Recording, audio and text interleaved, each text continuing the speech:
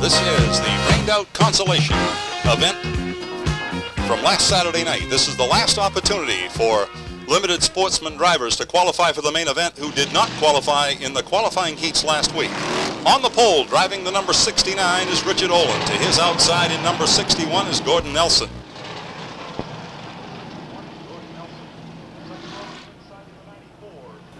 All clear, signal from the flag stand by flagman Eddie Walsh. Looking for a start at turn 4. 15 laps on tap. 8 qualifying positions available for the main event. Pace car is on the infield pit road. Flagman points to turn 4. Wants a nice even start at the stripe in turn 4. We have green. Richard Olin and Gordon Nelson side by side into turn 1. Slight advantage on the inside to Olin. Dennis Hall fills the third spot, followed by Mike Field. On the move on the outside, the 111 Pee Wee Knight. He was the runner-up in the 1990 season in the Limited Sportsman Division. 3 wide, they cross the stripe. Side by side, still, it is Olin to the inside, Nelson to the outside. Gordon Nelson trying to work that outside groove, knowing that if he can't get out and around the 69, he is going to be hung on the outside. Nearly 3 wide once again as the 69 goes a little wide, almost open up the inside for Dennis Hall.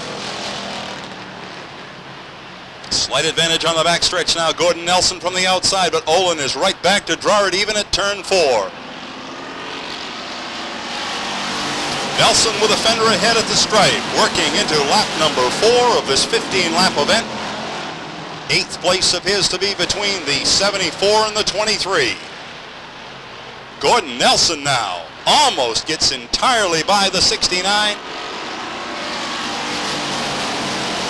Down into turn 1, trying to work the car down into that inside groove, and he does it turn 2. Gordon Nelson with that lead spot to himself now, dropping Richard Olin back to second, and the battle is for third. Mike Field to the inside, Dennis Hall to the outside. Mike Field looks beneath the 69.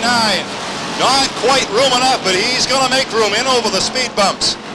3 abreast out of turn 2. Mike Field now in a battle with Dennis Hall.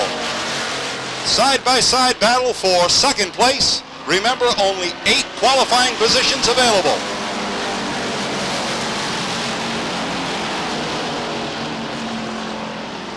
Last qualifier appears to be Dave Fecto in the 78.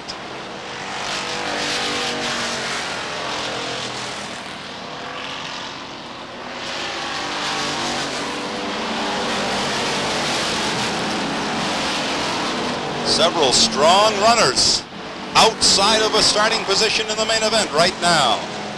Feature winner a couple of weeks ago, the number 45 of Paul Driscoll, experiencing some problems, working his way up from the back of the pack. Problems on the Mike Grant, number 9.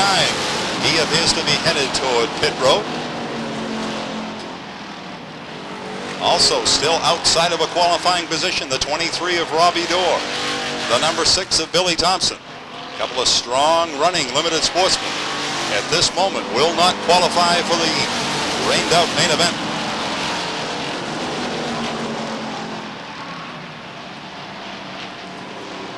Eighth place still up for grabs between the 74 of Gary Adams, the 78 of Dave Fecto.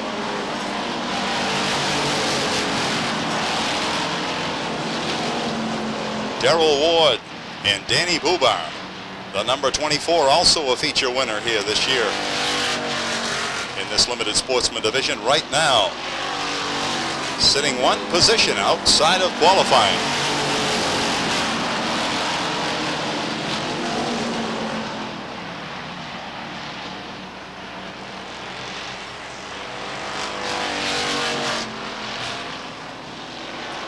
Gordon Nelson has the point to himself. Still a battle for that second place position as Dennis Hall continues to put pressure to the back of the number 88 of Mike Field. Now looks to the inside. It'll be just 2 to go, indicates flagman Eddie Walsh as they cross the stripe. 2 laps to go. Problems on the 111 of Pee Wee Knight as he loses several positions and now sits outside of qualifying.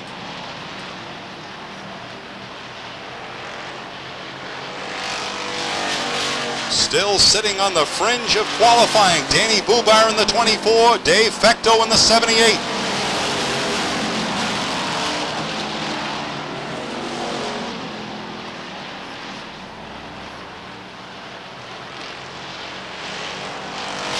Gordon Nelson will take the consolation event. Mike Field, Dennis Hall, Richard Olin, Gary Adams, Kevin Jelinas, and the 78 of Dave Fecto.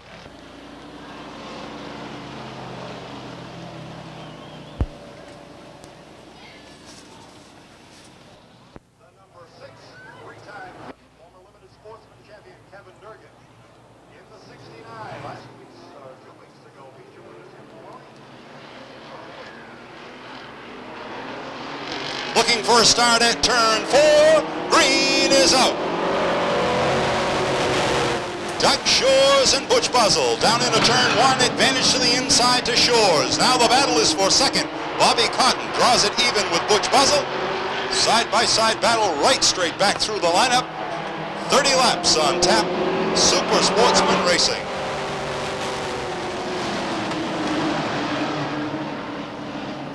Doug Shores working himself into a rather strong lead quick here this afternoon. Problems in the number 15 of Butch Buzzell as he takes the car right to the outside. Young man has had more than his share of problems this year with this new Super Sportsman number 15, and it looks like he is headed to pit road.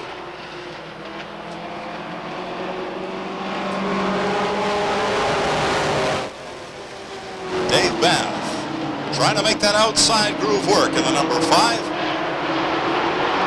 man has experienced engine problems this year. Told me last week he was on his 3rd engine in the number 5.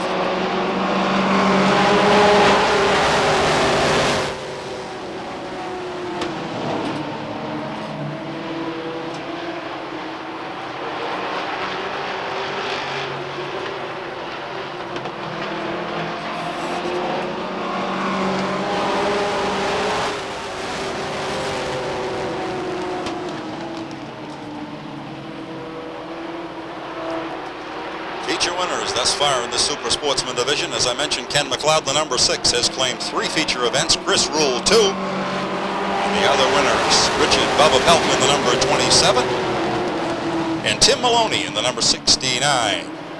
Thus far, the drivers to claim feature events in this all-new Super Sportsman division. Doug Shores, little by little, seems to be able to gain on the rest of the field. Tangle into turn 1-2 area. All the cars underway except for the 93 of Danny Palmer as he sits at the exit of infield pit road. Appears to be off the track and out of harm's way.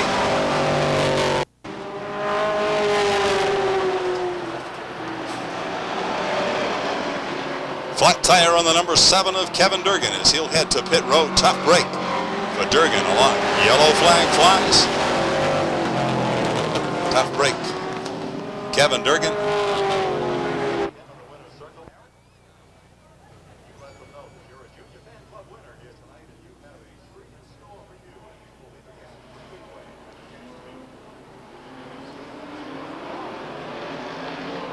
Turn 4, green is out. Slight advantage. Doug Shores across the stripe down into turn 1. Doug Shores trying to retake the lead. The 17 out of shape just a little bit. Has to get into the brakes, and with it loses a lot of positions.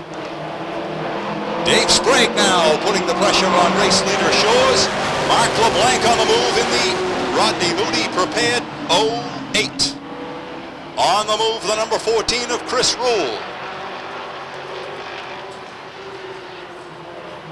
Breaking up into that top 5. Also, winningest Super Sportsman driver Ken McLeod in the number 6. Also on the move, the 89. The number 7 back after that flat tire. Trying to get hooked up in that outside groove. If they're going to make time and work their way up through this pack, got to be able to work that outside.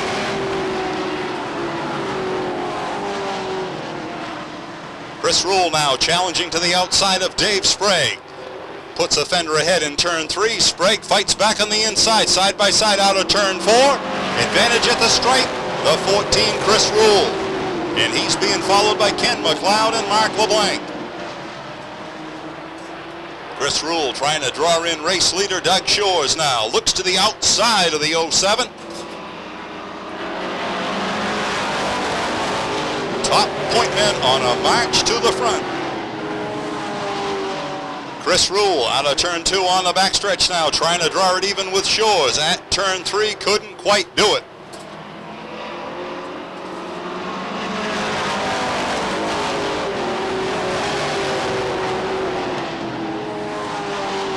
Almost 3 wide on the backstretch. Ken McLeod has to back out of it in turn 3.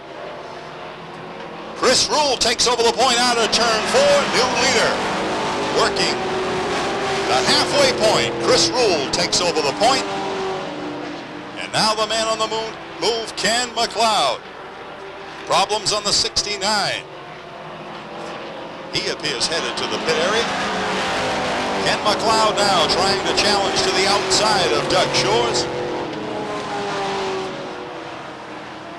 The battle is for second. Shores to the inside, Ken McLeod to the outside.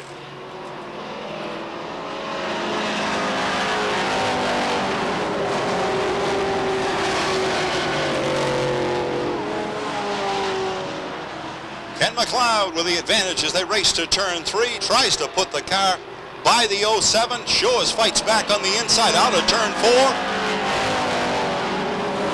Into turn 1, and Ken McLeod takes over second place and now will set his sights on race leader Chris Rule. Rule, the current point leader in the Super Sportsman division.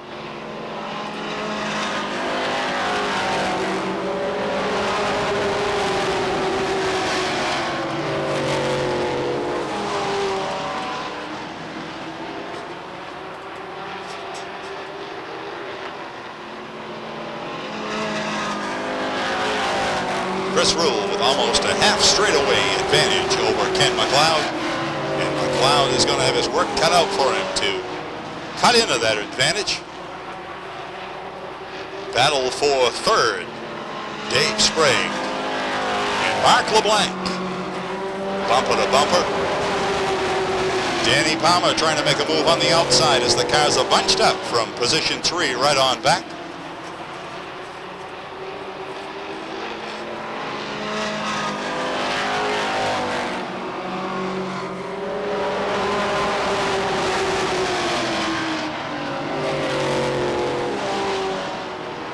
Mark LeBlanc continues to look for a way around the number 1 of Dave Sprague.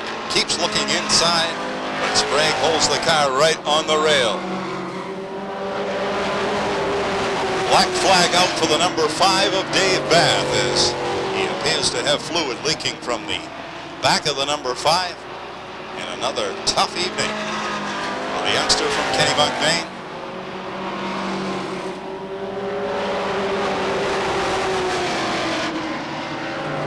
Just 5 to go when they cross the stripe this time. Chris Rule continues to hold his half straightaway lead over Ken McLeod. Ken McLeod has stretched it out over Doug Shores. And then from 4th position on back,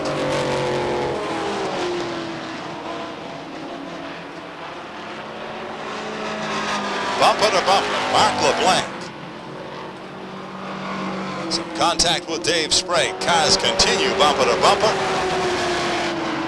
Danny Palmer hung on the outside. No place else to go. Has got to try to make that outside groove work.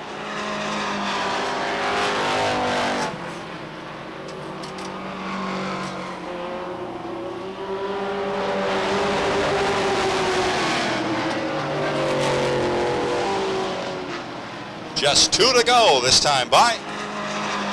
Continues to be Dave Sprague back there trying to hold off a heavy challenger in Mark LeBlanc. Steve Howard gets into the back of the 08. And meanwhile on the outside, Danny Palmer trying to make his move. White flag in the air, 1 lap to go.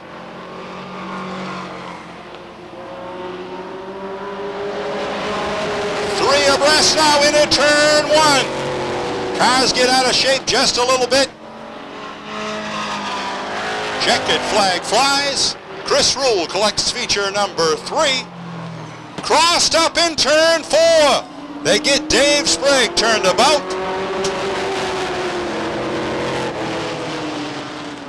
And a tough break for Dave Sprague as he was attempting to hold off a whole bunch of hard-charging competitors.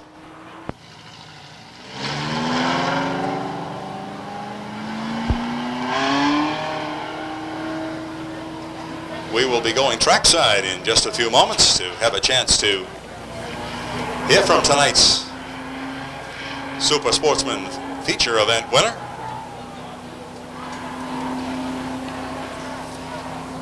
Chris Rule out of Scarborough, Maine, driving a 1990 Olds Cutlass Sierra. Car is owned by Waddy Hamilton.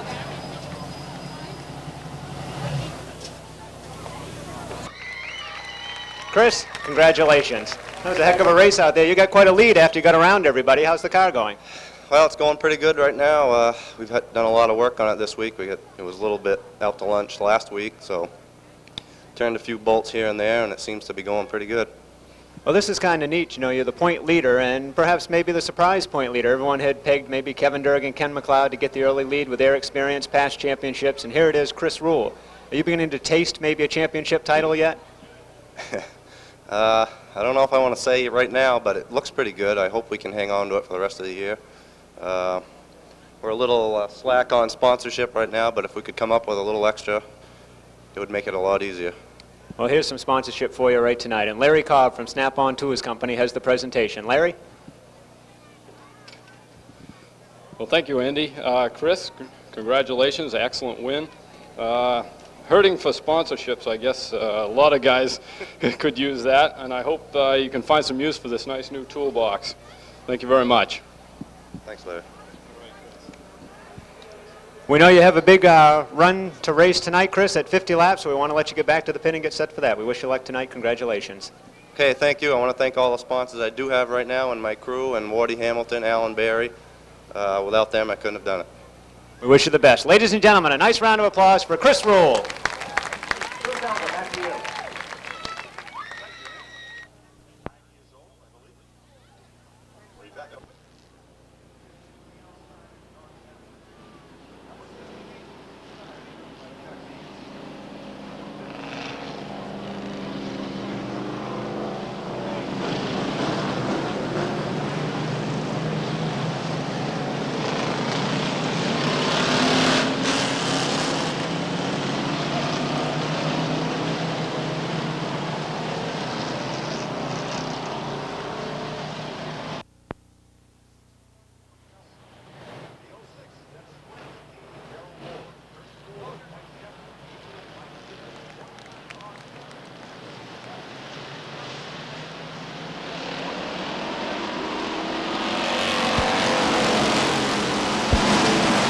Side-by-side battle in turn 1. Jim Burke trying to take over from the outside. Here comes Rick Verrill up the inside. Verrill with a move underneath the 84. Now in a challenge coming from third to first. 84 gets turned about in the 4-turn.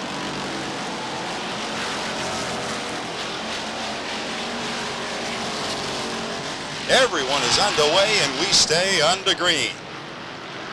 Last few cars in that lineup.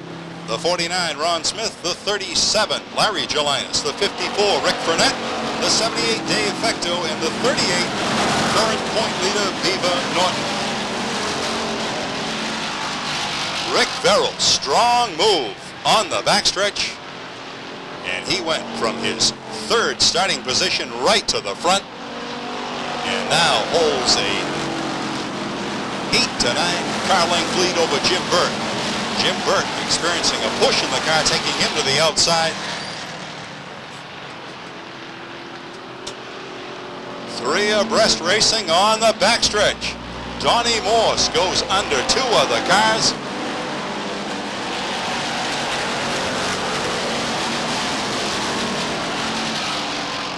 High Point men working their way up from the back of the pack. Keep your eyes on some of these gentlemen who started at the back of the pack.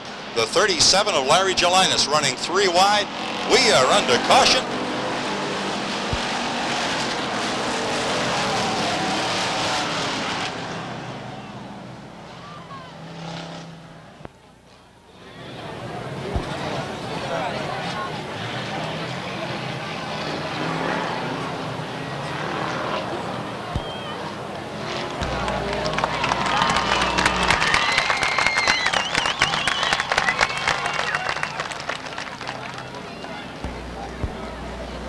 Rodwell, okay, talking to the officials there.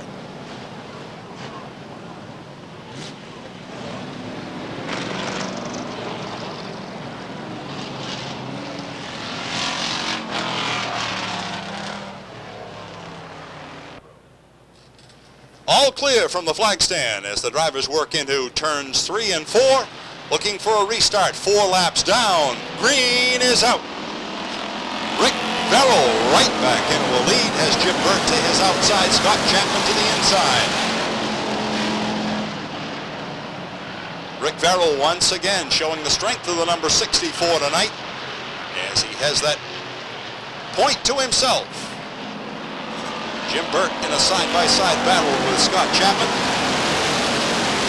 Larry Gelinas running the 37-3 wide. Always a hard charger. Keep your eyes on the number 37 on the backstretch.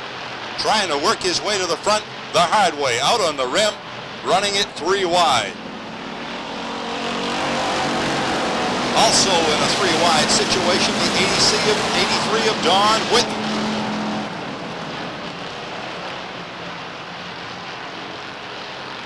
Larry Gelinas continues a 3 wide rush to the front. Trying to work his way out and around Robbie Dorr in the 86, and he does down into turn 2, gets it down into the second groove.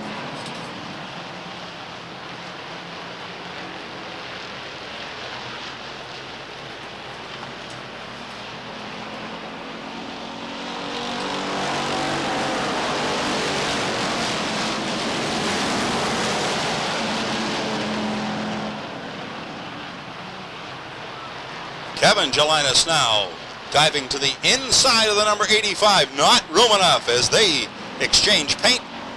And Scott Chapman does a nice job of holding on to the 85. Tangle in turn 1 as Dennis Hall gets turned about. Off over the top of turns 1 and 2. We'll have to see if Hall is able to refire the number 94.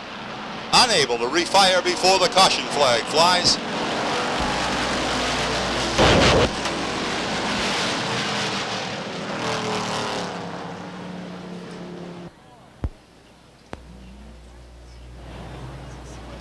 Nine laps recorded on the leaderboard, and once again, race leader Rick Verrill in the number 64 will have to go back to a side-by-side restart.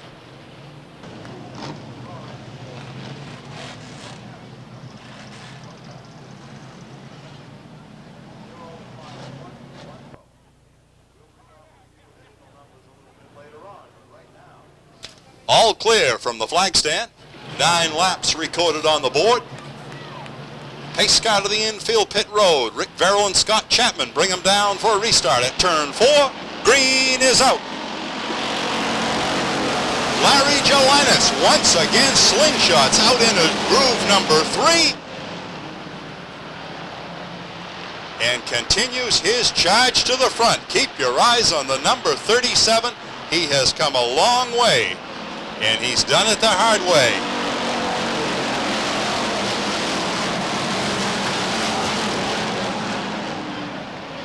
Tangle in the 1 turn. Richard Olin gets it turned about.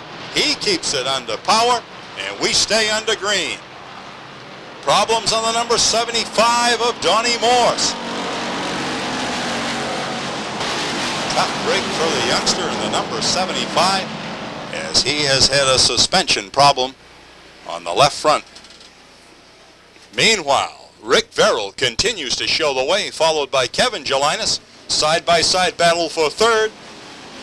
Chuck Haynes in the 68, Scott Chapman in the 85. Then Jimmy Emerson, and here comes Larry Gelinas continuing that march to the front. Looking for racing room now. Looked between the 73 and the 85, and it just wasn't there. Continues to look for racing room as he is knocking on the door of the top 5.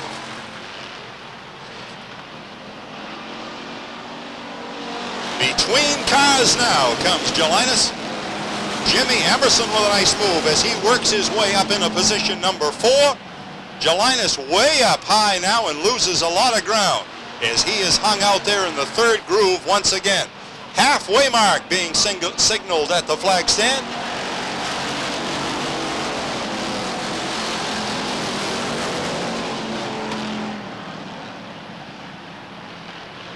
All that outside groove running perhaps has taken its toll. Tangle on the backstretch.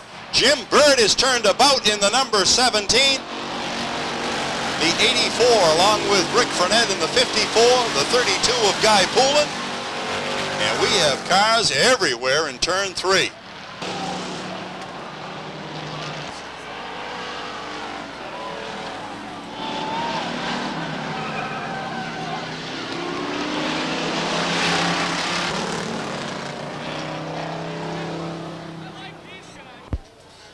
Report is that all the drivers say that they are okay, but evidently some rather serious damage on several of the cars.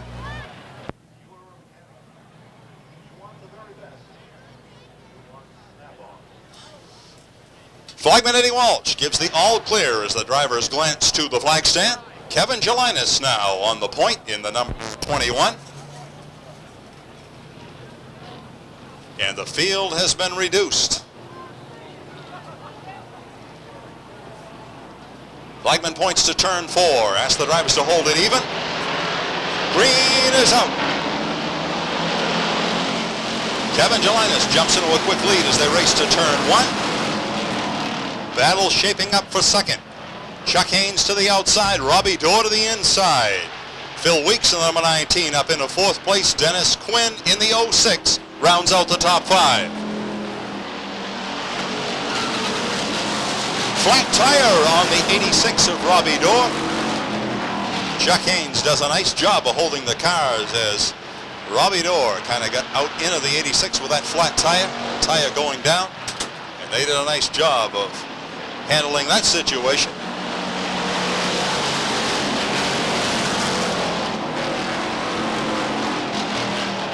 Kevin Gelinas has worked himself into a fairly comfortable lead over Chuck Haynes. Then comes Phil Weeks, Dennis Quinn, Darrell Ward, Dave Fecto on the move, as is Mike Field in the 88. Fecto trying to mount a challenge to the outside of number 80. And he is going to have to make that outside groove work as there is no option as the inside groove is filled all the way from position 2 right on back.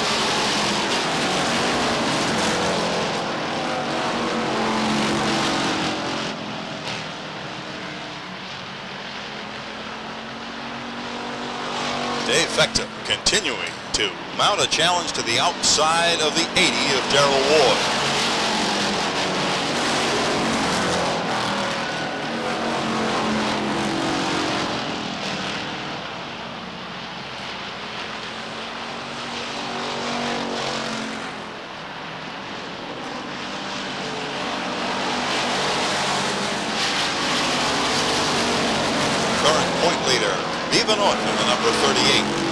Trying to find a way to work his machine up from the back of the pack, as is Rick Furnett in the number 54.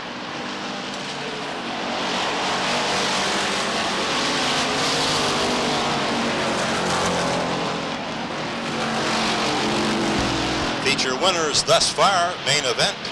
Limited Sportsman feature winners include Diva Norton, Ron Smith, Rick Furnett, Jeff Morgan, Paul Driscoll, Dave Fecto, and Danny Bubar. No one yet to claim 2 feature events in this very competitive Limited Sportsman division.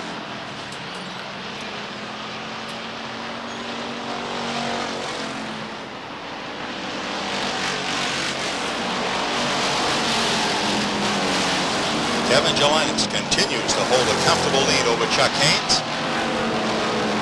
86 being a lap car. The crew did a nice job of getting in and getting the 86 in and out with that tire change, but obviously not without losing some laps. Battle for third now. Dave Fecto working to the outside of the number 19 of Phil Weeks. They race wheel to turn 3. Slight advantage into turn 4 to Fecto from the outside. Dave Vector trying to work his 78 out and around the 19 of Phil Weeks. Laps winding down. Flagman indicating just 2 to go when they cross the stripe next time.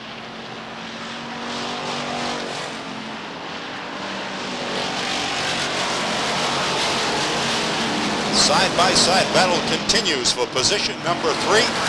Phil Weeks in the 19, Dave Fecto in the 78. They have caught up with the second place contender. White flag in the air, 1 to go.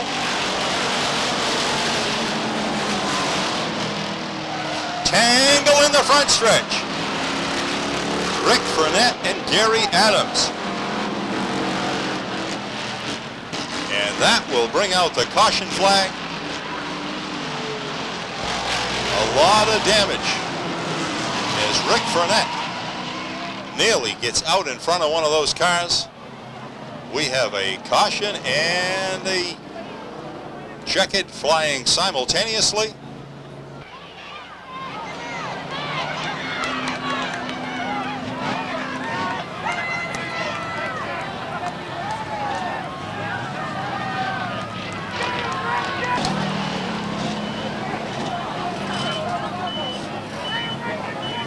Highly competitive sport, and every now and then, obviously, the tempers flare.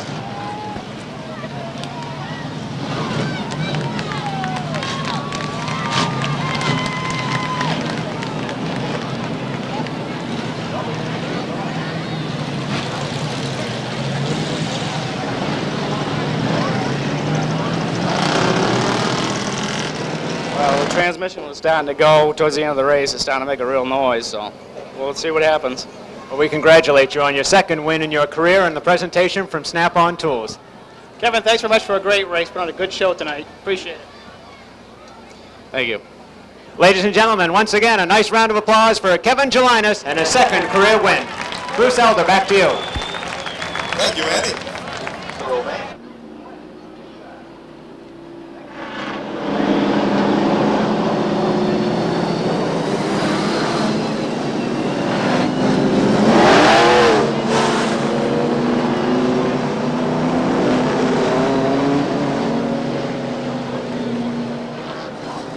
For a start, 50 laps on tap. Late Model Sportsman racing at its very best. Pace car in the infield pit road. Pulsifer and Gary Johnson. Green is up. Gary Pulsifer from the inside with a slight advantage as they race turn 2 down the backstretch. Here comes Gary Johnson to draw it even at turn 3. Pulsifer a little squirrely out of the turn, collects it up, continues to hold the point. Gary Johnson with a strong move out of turn 2. Johnson puts half the car ahead at turn 3. Pulsifer fights back on the inside. Joe Bowser right out over the stripe as he gets it way wide. Gary Pulsifer does a nice job of holding the point. A lot of pressure from Gary Johnson now from Mike Mayetta Jr. in the number 3. Pulsifer continues to be your leader. Mike Mayetta with a slight advantage from the inside. Gary Johnson still hung on the outside. Then comes Bobby Libby and Glenn Cusack rounding out the top 5.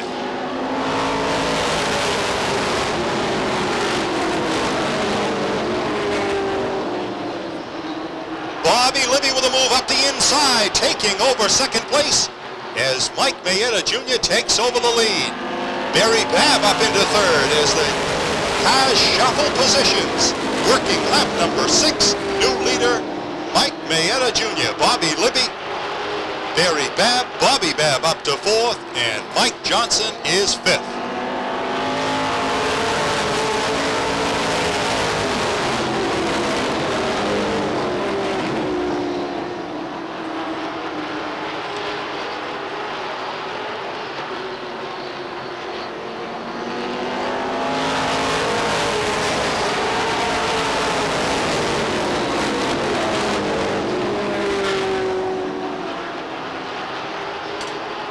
Barry Babb trying to mount a challenge now beneath the number 34 of Bobby Libby. They're side by side out of the turn down the front stretch. Side by side through turns 1 and 2. Advantage out of 2, Barry Babb. But here comes Bobby Libby to the outside. Side by side battle being waged for the second position.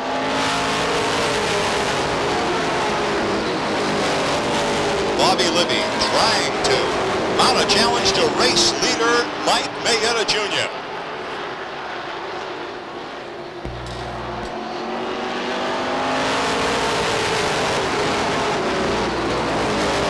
The rookie doing a nice job tonight in the number 3. Now Bobby Libby with a strong move out of turn 2. Takes over the lead at turn 3.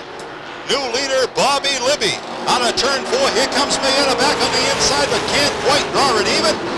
Bobby Libby working in lap number 12, the new leader. The Babb brothers now occupying positions 3 and 4. Barry Babb to the outside, Bobby Babb to the inside.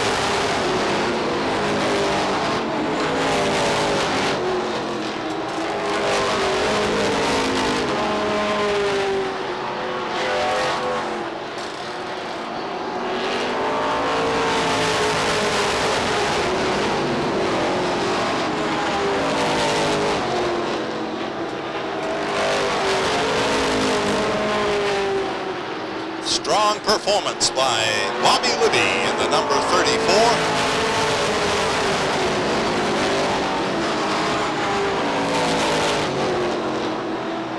As Libby has worked himself out into a 10 to 12 car length lead over young Mike Mayetta, and now Bobby Babb with a strong challenge from the outside. Babb works himself out and around Mayetta in the number 3. Here comes Mike Johnson on the move. Also up into that top 5, the 37 of Bobby Harrison.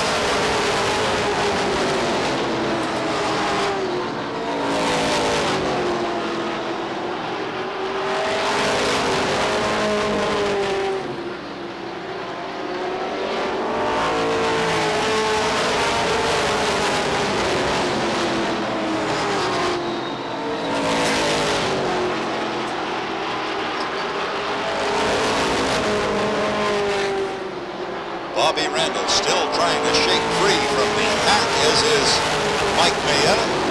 Cars that turning very, very quick time here this evening in practice. And still to shake free of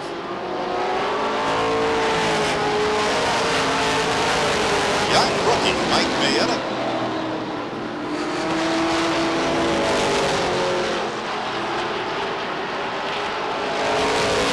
Bobby Randall is trying to find a way around the rookie in the number 3. Meanwhile, 3-car battle shaping up for that second spot as Mike Johnson has worked his way around Bobby Babb, and Bobby Harrison also making that outside groove work as he has worked his way to the outside of Bobby Babb and now has his sights set on Mike Johnson in the number 33, holding down the second place position. Had the opportunity to talk to Bobby Libby earlier in the evening, and he said, "I really think we've put it together." And it sure looks like they have. Bobby Libby turning consistent 15.5-second laps. Now has some lap cars to contend with. Able to hang on to about a 12-car length lead over the second place competitor.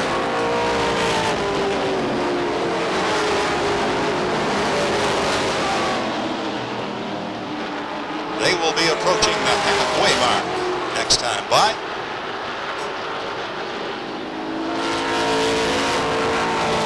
$25 down, 25 to go.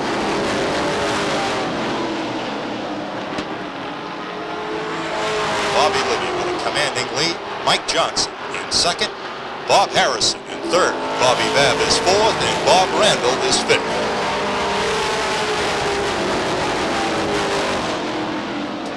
Mike Mayetta momentarily boxed in. Makes it a 3-wide dash into turn 3, and now is challenging Bob Randall.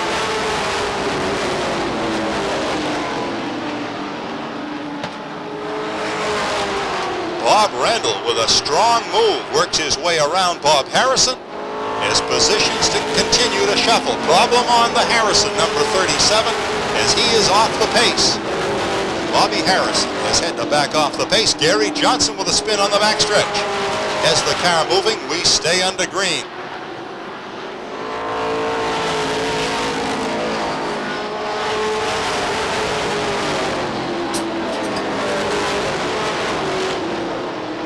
Mike Mayetta up to 4th now as things continue to shuffle about.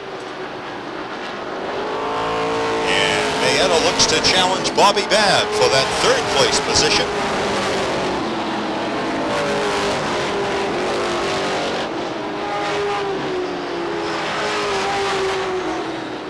Races for 3rd.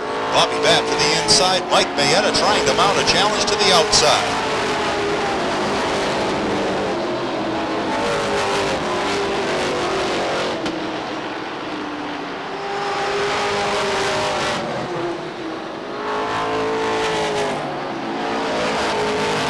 Mike Mayetta with a fender ahead. Looking to take over position number 3, and he does down the backstretch. Will now set his sights on the 2nd place competitor, Mike Johnson.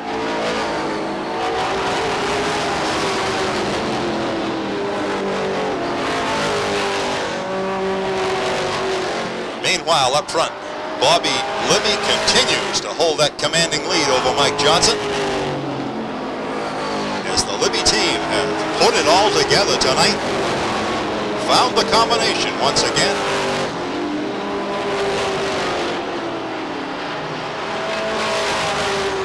Problems continue to plague the number 37 as he appears now to be headed toward pit road.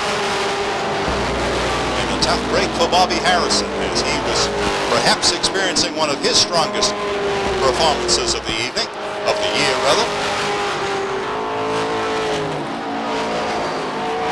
Bob Randall now trying to work his way into 4th, and he does as he works around to the outside of Bobby Babb.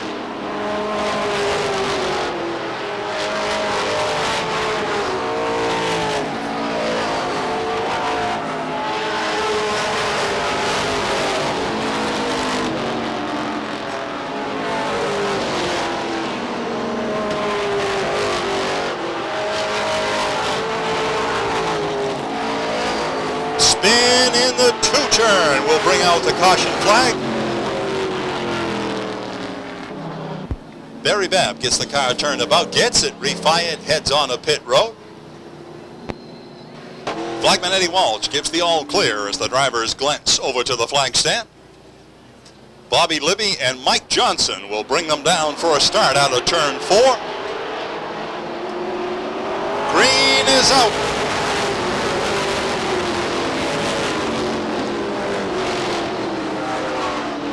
The battle is for 2nd. Mike Mayetta to the inside, Mike Johnson to the outside.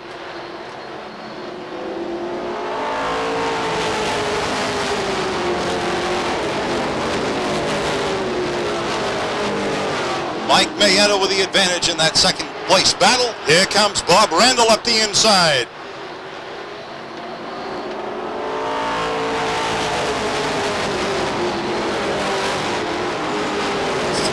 Former champions battling now for that 2nd spot. Defending champion Mike Mayetta holding 2nd place, and he has all kinds of pressure from 4-time former champion Bob Randall in the number 91, Mike Johnson in the 33, and then Bobby Babb, and now Andy Lude up into that top group.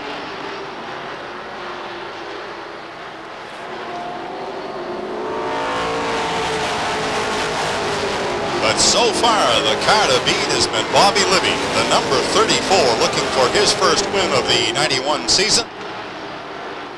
Has been impressive.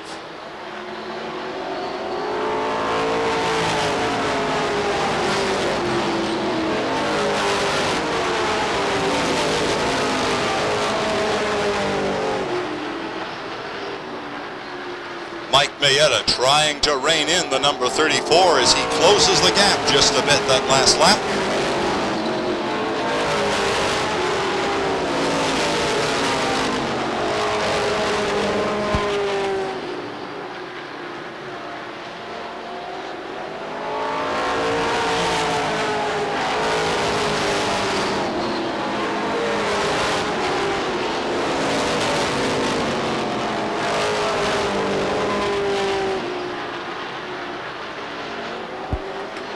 Just 5 laps to go, and Mike Mayetta now right at the rear bumper of Bobby Libby.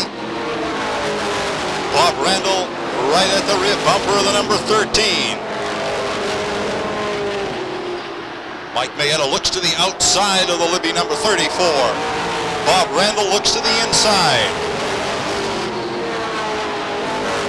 Mayetta trying to make a bid on the outside. They're working in lap number 47. Here comes Randall up the inside. Three-way battle for the front shaping up. It will be 2 to go when they cross the stripe next time. Bob Libby, 2 champions at his back bumper. 2 laps to go. Libby gets a little bit out of shape, gets it a little squirrely, collects the car back up. Now Mayetta tries to draw it even on the backstretch. Side by side into turn 3. White flag in the air. Here comes Mayetta 3 wide. Bobby Libby to the inside. Mike Mayetta to the outside. Mayetta with the advantage down into turn 3. Here comes Bobby Libby up the inside. Out of turn 4. Libby sideways. Sideways across the stripe. Mike Mayetta captures first. Bobby Libby second. What a finish. Bob Randall is third. Bobby Libby doing all he could to get back by the 13 of Mike Mayetta. Could not quite do it. Turned the car sideways trying to get back to the front. Mayetta collects up the colors, captures his second feature event of the 1991 season. And an impressive run tonight by Bob Libby in the number 34. Libby, always a hard charger this year, finding it a little difficult to get the combination, but certainly was the class of the field tonight until that last lap when defending champion Mike Mayetta found that little bit extra and went to the outside, and what a finish. Mike Mayetta returns the colors to flagman Eddie Walsh. We will have the opportunity to hear from tonight's feature event winner in just a moment. Ladies and gentlemen, a spectacular finish. Welcome into Victory Lane, win number 2 on the season, Mike Mayetta. Mike, congratulations. You know, if someone were just walking through the gate now, they wouldn't even have had to seen the end of the race. They could tell by the smoke that something spectacular just happened. What was it like for you out there? Because around lap 43, you're riding back there in second place, and then you poured on the power. Well, we did. You know, the car was a little bit loose, and I think Bobby Libby was a little bit loose too. And you know, because he was using all the track. I mean, it was his anyways. You know, he was leading the race, and we were just lucky to get position on him and hold him down there going into 110, and that's how it wound up. Were you holding back around lap 43? You got nestled in the second place. You and Randall running a single file line, and then you started to bunch up. Were you holding back, saving the tires for an outside? No, I was really kind of loose, and I think Bobby just got looser, and he kind of slowed down, so it gave me the opportunity. I did save the car a little bit. I knew it was loose. We had motor problems Thursdays, you know. Bob Bailey gave us another motor, Steve Roman, and Brad Emery and the guys put it back together, and here we are, you know. Well, I'll tell you, the three of you guys put on one heck of a show. That was worth $7 in itself for the rest of the night. Greg Johnson from Snap-on Tools has the presentation for you. Greg? Thanks, Andy. Good race, Mike. On behalf of all the Southern Maine Snap-on dealers, I'd like to congratulate you for the win, and as a little token of our appreciation, and thanks a lot. Thank you very much, Greg. It's nice to have you guys out here. It really helps. Thank you. Here's an extra bonus for you, Mike, from Big A Auto Parts, a $50 gift contingency for you this weekend. Thank you very much, Andy. Ladies and gentlemen, a nice round of applause on win number 2 and Mike Mayetta, and for the spectacular finish of Bobby Randall and Bobby Libby.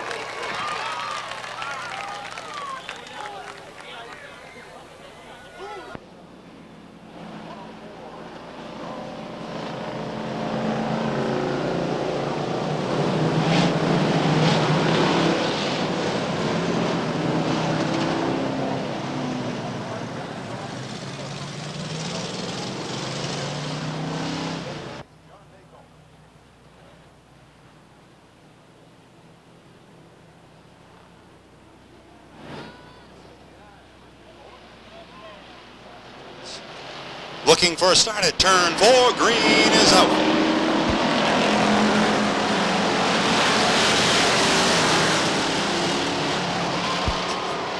Tangle right on the front stretch. John Maycomber and Dennis Hall bring out the caution.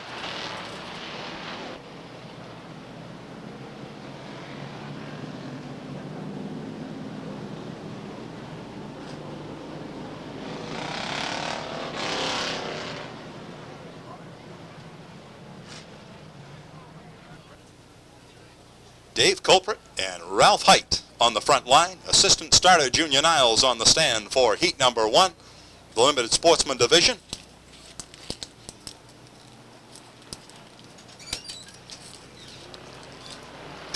They pick it up just a little bit. Green is out. Dave Culprit right back into a quick lead in the number 91. Ralph Height fills the second spot. Dave Field Jr. in third. Jim Burt is fourth. Rick Verrill in fifth. Verrill crew doing a nice job of getting the 64 back into action after that tangle in the rained out feature event. 12 cars to qualify from this qualifying event. The rest will have to try to do it in a consolation.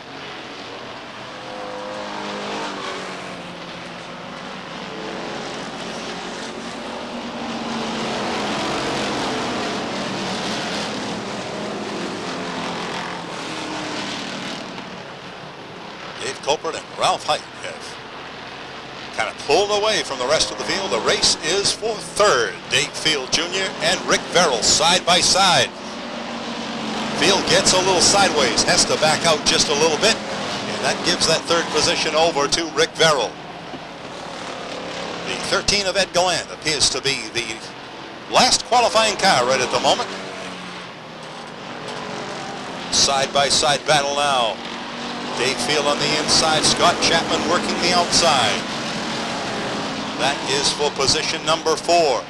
Chapman with a slight advantage out of turn 2 on the backstretch. He takes over that 4th place position.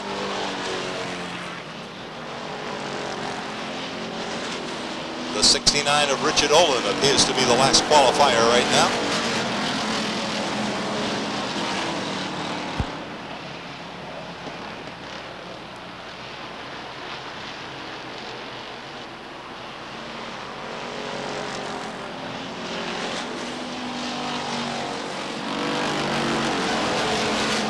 Man on the move, the number 21, Kevin Gelinas.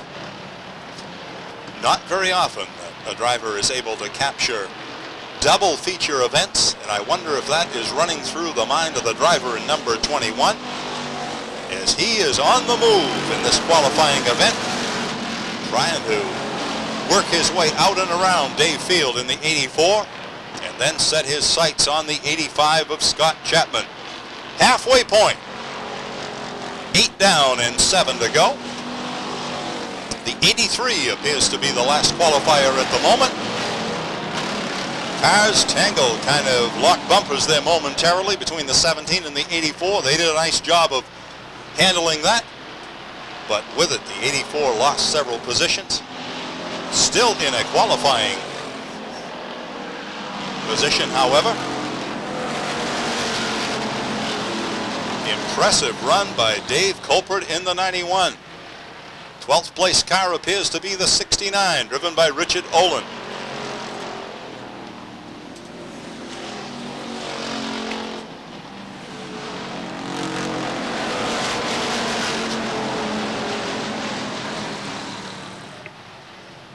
Dave Culprit will probably treat this car to a paint job, I'll bet, because it sure is serving him well tonight, as he has stretched out a comfortable lead over Ralph Height.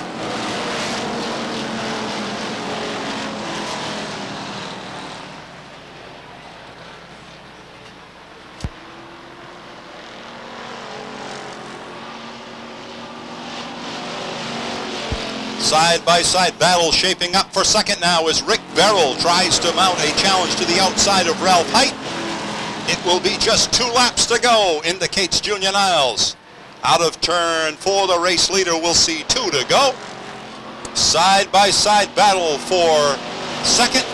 It may be a 3-wide battle if Kevin Gelinas has his way.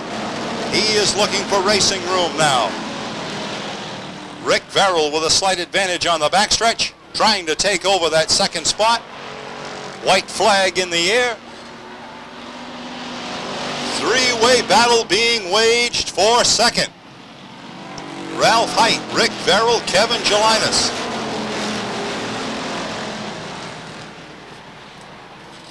Checkered flag flies. Dave Culprit collects the first qualifying heat of the evening. Ralph Height, Rick Verrill, Kevin Gelinas. Then comes Chuck Haynes, Scott Chapman.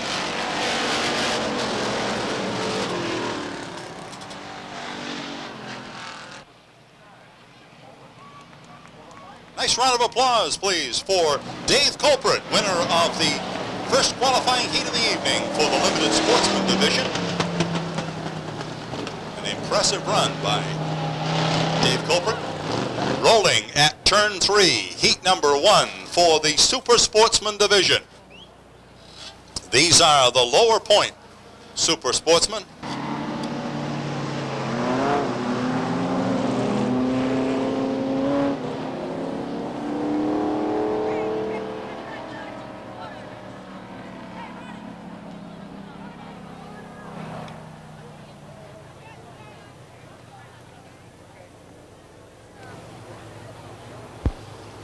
Flagman Eddie Walsh signals all clear from the flag stand as the drivers glance across in readiness. Doug Shaw's Tim Maloney occupy the front line. They pick it up at turn 4. We have green. Side by side into turn 1. Advantage Shaw's from the inside. Maloney trying to draw it even on the backstretch. Out of turn 4, advantage still to Shaw's as he brings him down to lead lap number 1. Maloney drops into the inside. Now looks beneath the 07 of Shaw's. Couldn't quite find room that time. Bobby Cotton in third. Side-by-side battle for fourth. Finds Russ Johnson to the inside. Dave Sprague to the outside.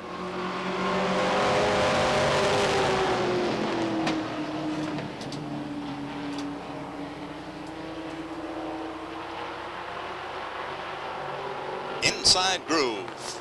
Slight advantage as Dave Sprague finds himself hung on the outside and drops it back.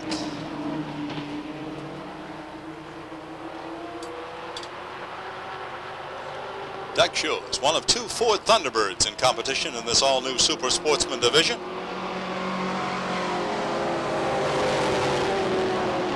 Young man from Falmouth, Maine, who has traditionally campaigned a Ford automobile here at the Speedway. Up from the Limited Sportsman division, where he ran very well in one of the few Fords in competition. Halfway point, 5 down and 5 to go. The other Ford man is Butch Buzzell, and he's on the move in the number 15. One of the winningest Limited Sportsman drivers in the 1990 season was Butch Buzzell in the number 15.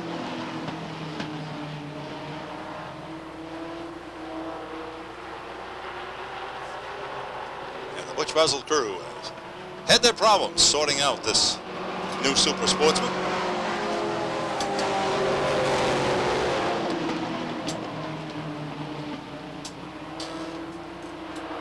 Spike Manitoul trying to make the move beneath Russ Johnson, and he does.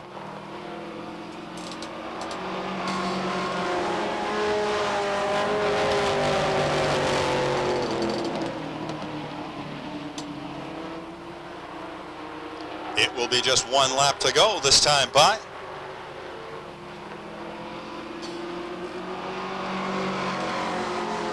Doug Shaw is continuing to hold a rather comfortable lead over Tim Maloney. Then comes Bobby Cotton in third. Spike Manitoul up to 4th. Dave Sprague is 5th.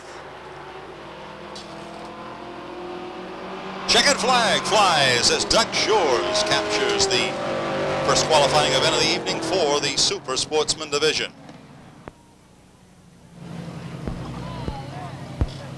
Have a nice round of applause, please, for Doug Shores, winner of heat number 1 in the Super Sportsman division. The 07 sponsored by Ed's Batteries out of Westbrook, Maine. And Flagman Eddie Welch signals all clear. As the drivers work the backstretch down to turn 3, we look for a start in turn 4. We have green. Corey Sanborn from the point. A lot of pressure from Gary Johnson now as he looks for room to the inside. Couldn't quite find it. Continues to press to the inside. Gary Johnson up the inside. Dead heat across the line. Side by side into turn 1. Slight advantage at turn 2. Gary Johnson in the number 53, the new leader. As they work lap number 2. Here comes Joe Bowser looking for racing room. Mayetta gets the car a little squirrely, does a nice job of handling that. Mayetta now up to challenge for 3rd place as he races beneath Corey Sanborn. Here comes Joe Bowser with a bid to the outside. Turn. Advantage on the backstretch, Bowser from the outside. Working lap number 4, new leader Joe Bowser in the number 32.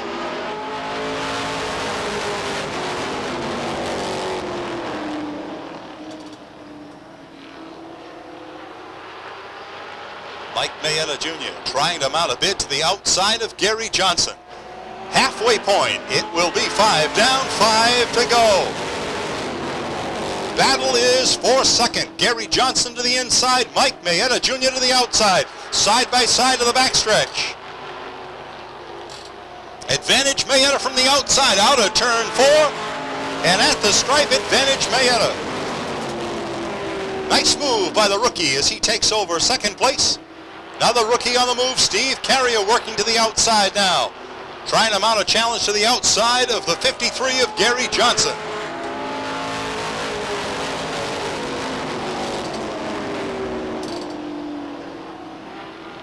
It will be 2 laps to go, indicates Flagman Eddie Welch. Joe Bowser with an impressive run in his qualifying heat. First night back for the number 32. And doing it in style. His qualifying event. White flag in the air, 1 lap to go.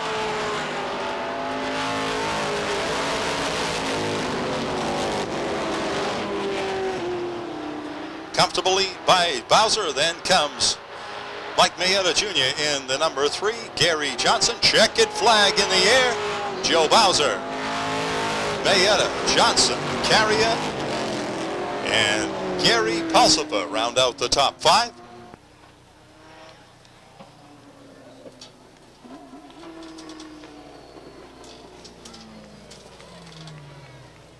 Nice round of applause for the winner of heat number 1 in the late model sportsman division, Joe Bowser.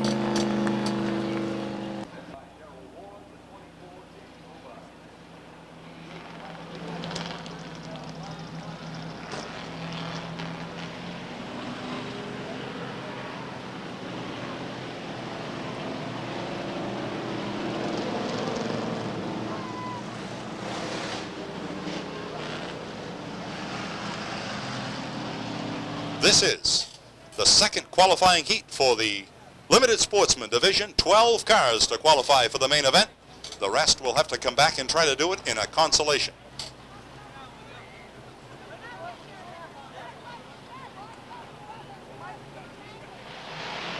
Turn 4. Green is out. Bobby Herrick.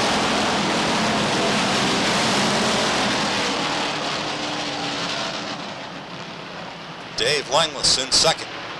Side-by-side battle for 3rd. Finds Tim Gendron to the inside. Robbie Dorr to the outside. Side-by-side battle right back through the pack.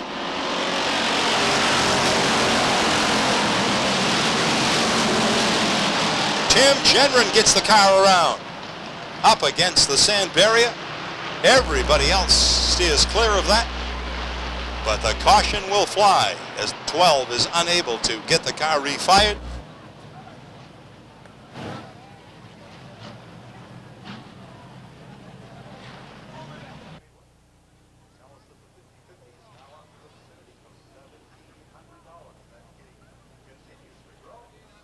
We are ready to restart. All clear from the flag stand. Flagman Eddie Welch points to turn 4. Robbie Herrick and Dave Langlis bring them down. Kind of a slow start at turn 4. They pick it up just a bit. Green is out. Advantage Robbie Herrick from the inside. Dave Langlis fights back from the outside. They're even at turn 2. Herrick to the inside. Dave Langlis to the outside. Second row side-by-side battle, Robbie Dorr and Donnie Morse.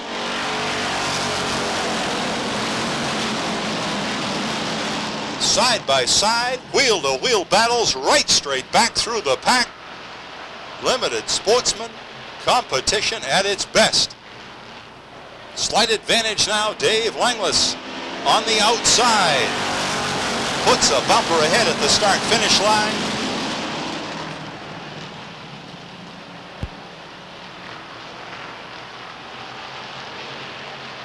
Side-by-side battle continues. Wheel-to-wheel action as the cars stack right up, bumper to bumper, wheel-to-wheel.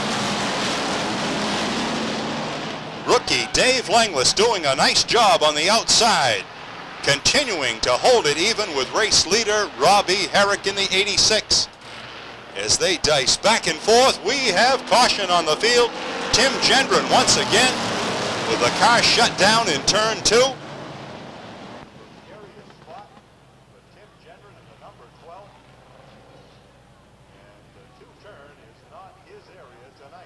Once again, Robbie Herrick in the 86. Dave Langlis in the 93. Herrick, a rather experienced limited sportsman competitor. Dave Langlis to the outside, a rookie.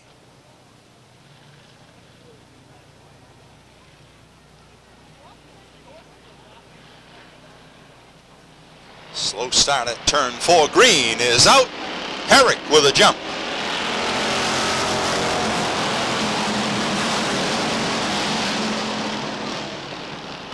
Donnie Morse right at the back bumper of race leader Herrick, but here comes Dave Langlis on the outside again, trying to draw it even once again with Robbie Herrick.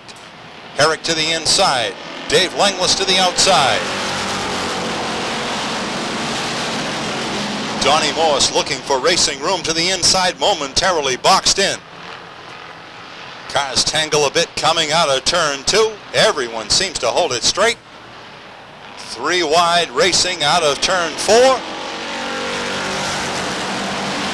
Dwight Shepard trying to find a way out and around cars. Has it hung out there in that third groove. A hard way to advance to the front.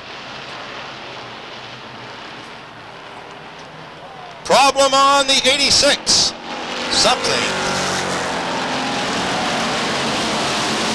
evidently let go on the number 86. A tough break for Robbie Herrick, as the car is perhaps blown a hose or something. There seemed to be a lot of steam coming from the 86, and a tough break for Robbie Herrick. That leaves the front to Dave Langlis in the 93. Last qualifier at the moment appears to be Larry Gelinas, but we have caution. Mike Field off over the top of turn number 3.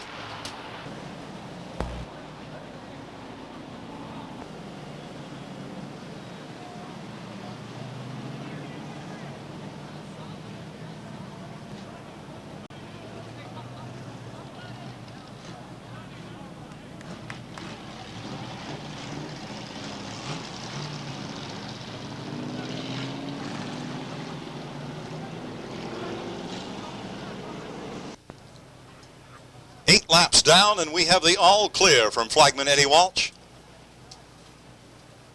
Looking for a restart at turn number 4 this time. Dave Langlis to the inside, Donnie Morse to the outside. Once again, it's a rookie and a veteran occupying the front line.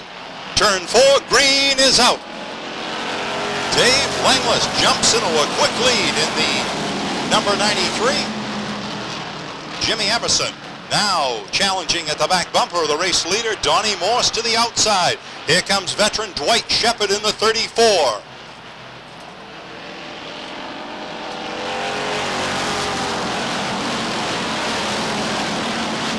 Remember now, only 12 cars to qualify for the feature event out of this race. Donnie Morse now trying to draw it even to the outside of Dave Langlis. Last qualifier at the moment appears to be the 37 of Larry Gelinas.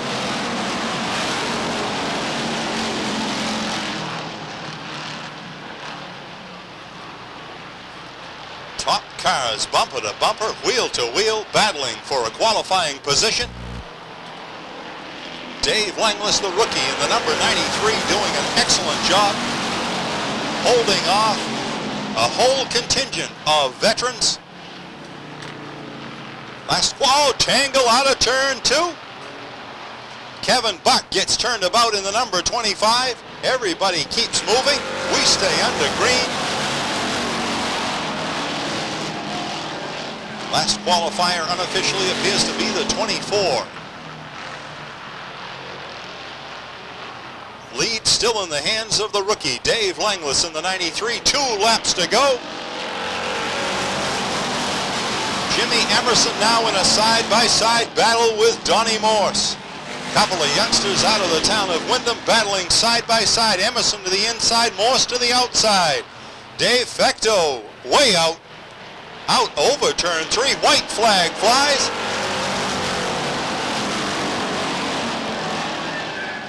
Dave Langlis with a mirror full of Jimmy Emerson and Donnie Morse.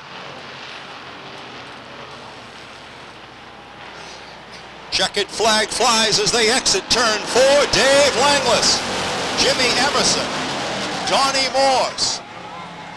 What a finish. 4th place unofficially to the 74 of Gary Adams and 5th to the 34 of Dwight Shepard. Unofficially, the last qualifier was Beaver Norton.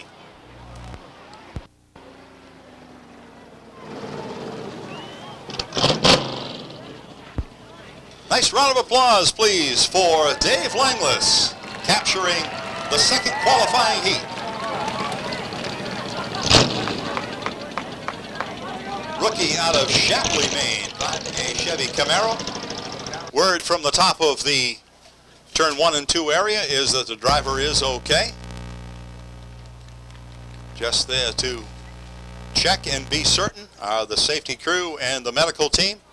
And the word from the top of turns 1 and 2 is that the driver is okay. I believe that's Donnie Morse, who slid out over the top of turns 1 and 2.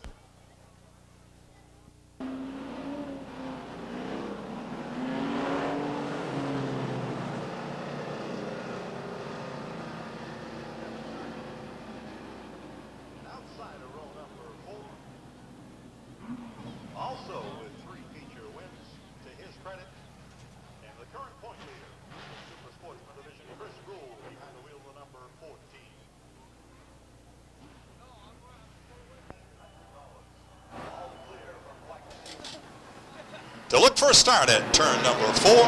Flagman Eddie Walsh asks them to hold it even. Green is up. Dave Bath with the advantage as they cross the stripe, racing to turn number 1. Advantage to Dave Bath on the inside. Steve Howard trying to mount a challenge to the outside. Bubba Pelton in 3rd. Battle for 4th, Mark LeBlanc and Danny Palmer.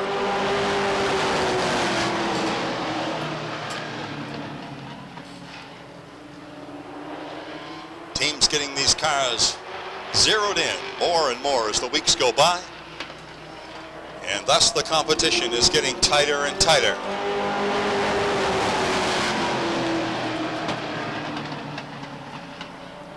Leader continues to be Dave Bath in the number 5. Side-by-side battle for 2nd. Bubba Pelton in the 27. Steve Howard in the 03. Then comes Mark LeBlanc in the 08. And Danny Palmer in the 93.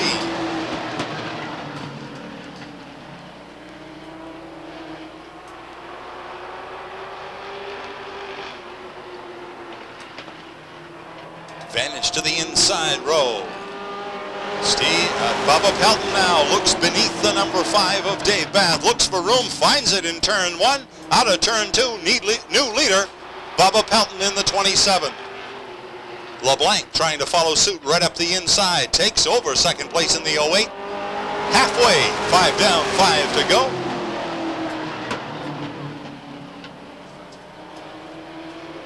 Kevin Durgan up to position number 3. Chris Rule coming up to battle for that 4th place position as he works beneath the number 5 of Bath.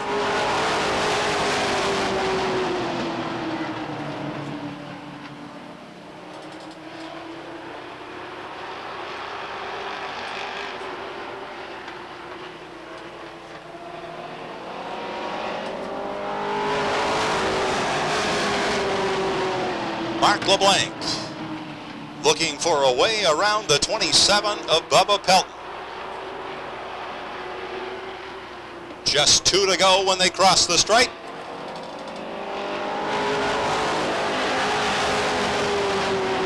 Ken McLeod trying to find a way around the number 7 of Kevin Durkin. Out of the 2-turn on the backstretch, tries to squeeze by at turn 3. Nearly gets the car by, not quite. White flag in the air, 1 to go.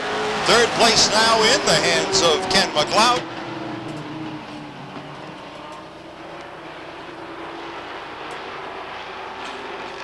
Battle now is for 4th. Kevin Durgan and Chris Rule. Checkered flag flies. Bubba Pelton collects heat number 2, followed by Mark LeBlanc, Ken McLeod, Kevin Durgan, and Chris Rule rounds out the top 5.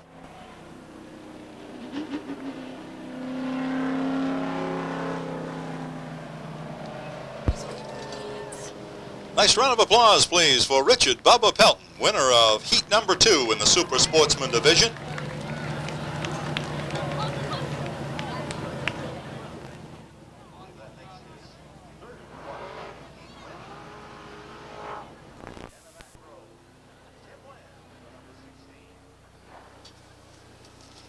All clear from the flag stand.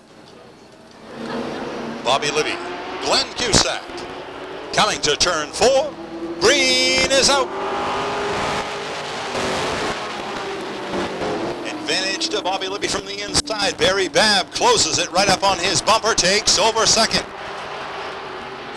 Glenn Cusack fighting back on the outside. Bobby Babb trying to close it in on the inside. Andy Lude momentarily boxed in as he's looking for racing room.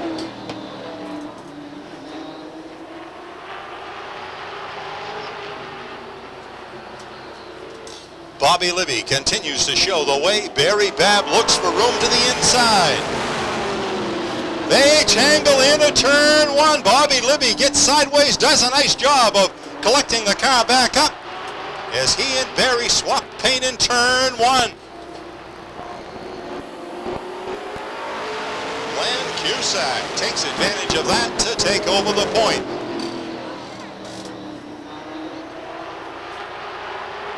Bobby Libby with a nice recovery after getting the car sideways, tangling with Barry Babb. And both drivers do a nice job of avoiding disaster.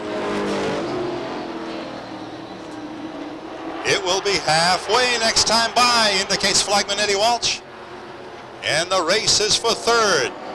Mike Johnson and Bobby Babb. Mike Mayetta momentarily boxed in as he sits at the back bumper of the 33 and has the number 4 to his outside.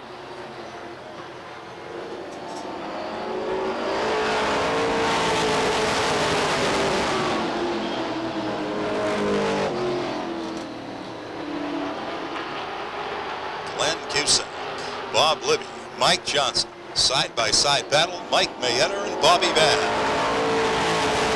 Then comes Bob Randall rounding out the top 5.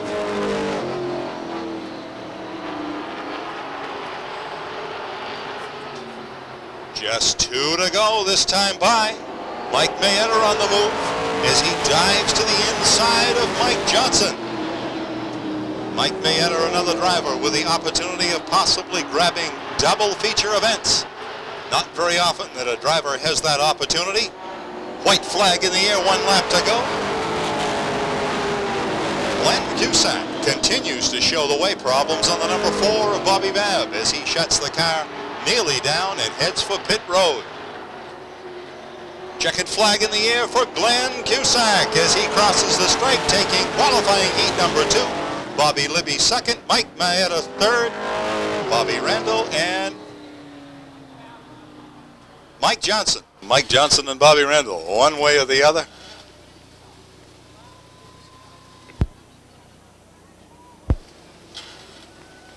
Nice round of applause, please, for Glenn Cusack in the Cherry Coke number 2, winning qualifying heat number 2 in the late model sportsman division.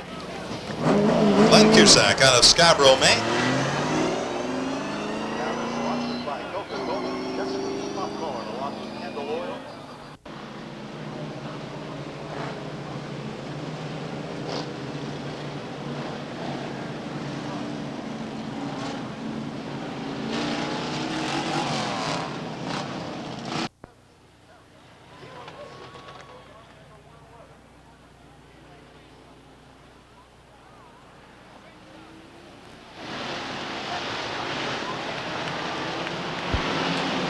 Green is out.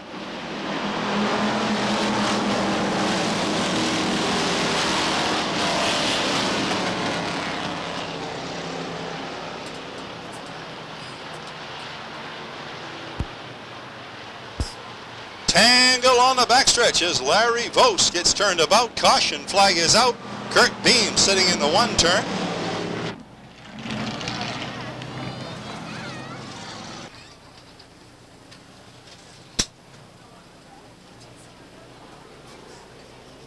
All these drivers looking to collect points, get into those qualifying heats, and hopefully the main event next week. At turn 4, green is out. The 115 with the advantage as they cross the stripe. Tangle right at the start-finish line. As cars are hooked together and up against the tire barrier, will bring out the caution flag once again.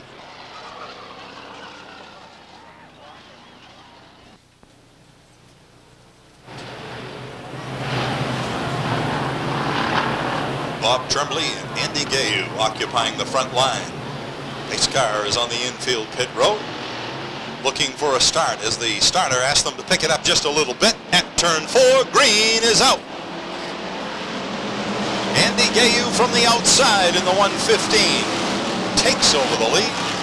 And now a side-by-side battle for second, but Tremblay right back into second place.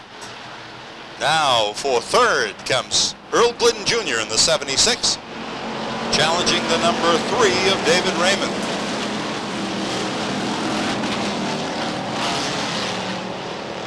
.47 on the move right up the inside as he takes over fourth. Side-by-side battle now for second as Earl Glidden Jr. dives beneath the 07 of Tremblay, takes over second. Now will set his sights on race leader Andy Gayu in the 115.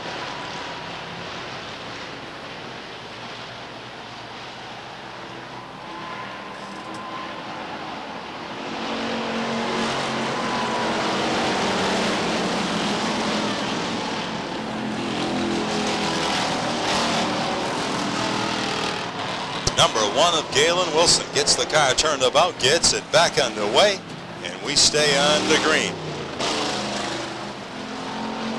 Race leader continues to be Andy Gayu in the 115.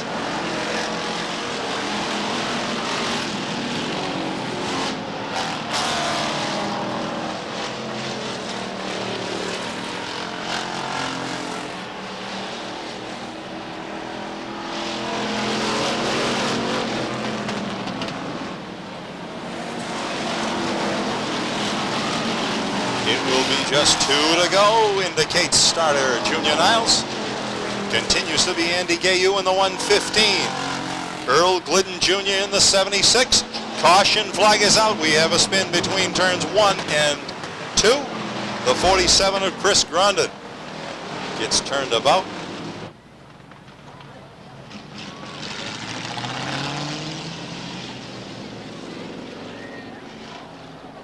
All clear from the flag stand, and we should be back to green and the completing laps of the Limited Sportsman semi-feature event. Andy Gayu in the 115, Earl Glidden Jr. in the 76. Green is out. Glidden with the advantage as they cross the stripe. Gayu fights back on the inside. It's still Glidden out of turn 2 on the backstretch. They will see the white flag in the air as they exit turn 4. Glidden on the outside with the advantage. Gayu back on the inside on the backstretch. As Glidden went a little wide, opened up that inside to Andy Gayu. Spin in turns 3 and 4. Check, it is out. Andy Gayu in the 115. Tremblay gets the car around sideways. Bumper in the track as several of the competitors run over that bumper. And it continues to be kind of a wild and woolly night for the Limited Sportsman competitors. Nice round of applause for the winner of tonight's Limited Sportsman semi-feature, Andy Gayu in the 115.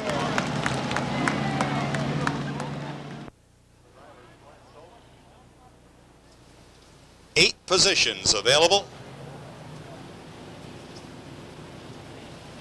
And a lot of strong contenders still looking to grab a qualifying position in that main event. At turn 4, green is up. Larry Gelinas from the outside jumps into a quick lead. Ron Smith follows suit. Then comes Mike Field. Don Whitten and Darrell Ward round out the top 5. Remember, only 8 positions available for the main event.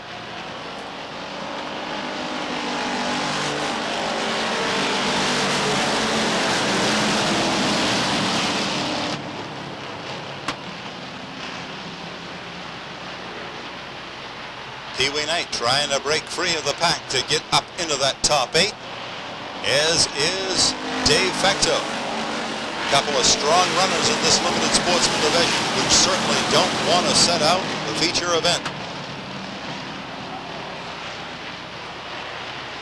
Spin by the 96, sits up over the top of the turn 1-2 area. John Maycomer gets the car refired, but not until the caution flag flies.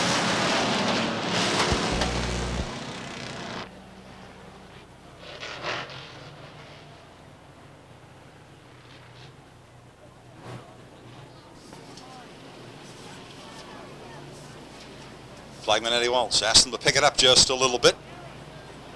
Looking for a start at turn 4. Green is up. Larry Gelinas once again jumps into a quick lead, the number 37, followed by Ron Smith. Then comes Mike Field, Darrell Ward as the top 4 pull away from the rest of the pack. On the move is Dave Fecto in the 78 as he works to the outside of the 99 of Jim Colbert Jr.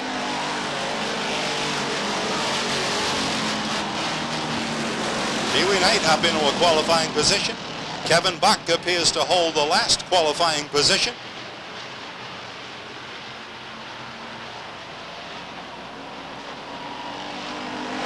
Former feature winner Paul Driscoll in the 45 sitting outside of qualifying, as is Robbie Herrick in the 86.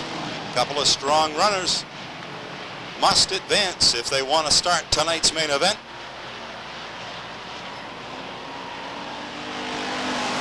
Ron Smith trying to rein in the hard-charging Larry Gelinas in the 37. Mike Field closes it up on the 49. Spin up off turn 2, Dave Fecto. Another car sits up off the top of turn 2. Looks like the 99.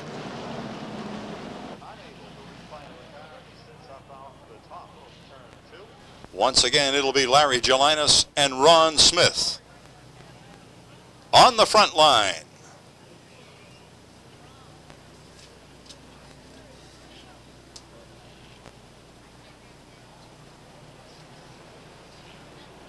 Ready at turn 4. Green is out. Larry Gelinas once again, a quick acceleration of the number 37.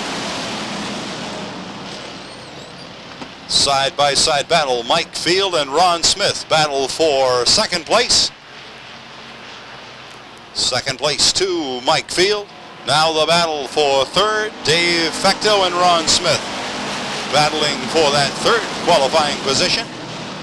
Darrell Ward rounds out the top 5.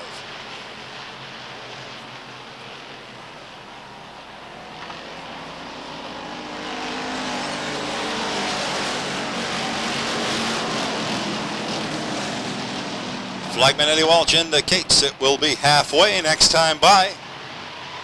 Last qualifier appears to be the 86. Tangle on the backstretch. Paul Driscoll and Tim Gendron get together. As Driscoll got the car around, Gendron into the side of the 45.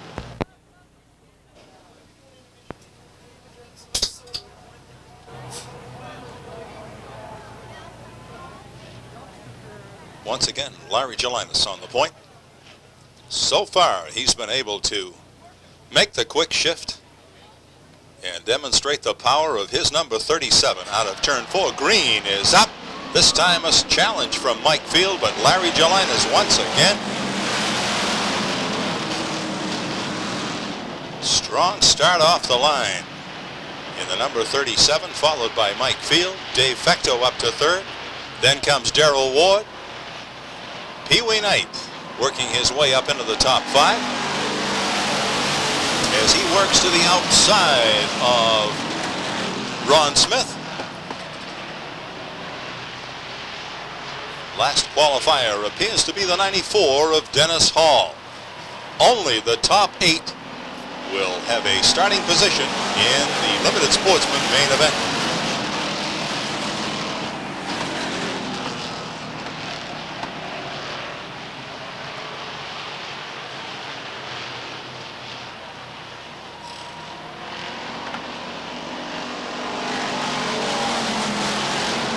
Mike Field has closed the gap between himself and race leader Larry Gelinas.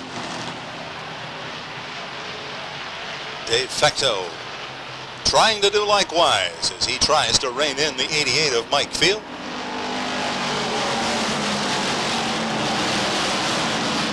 Last qualifier still Dennis Hall in the number 94.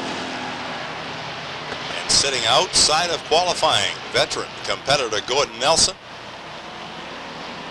Robbie Herrick in the 86. A couple of competitors who are not accustomed to being outside of a qualifying position very often. It will be 2 to go when they cross the stripe this time. Larry Gelinas, a lot of pressure from Mike Field. Mike Field takes a look beneath the 37, couldn't quite find a gap.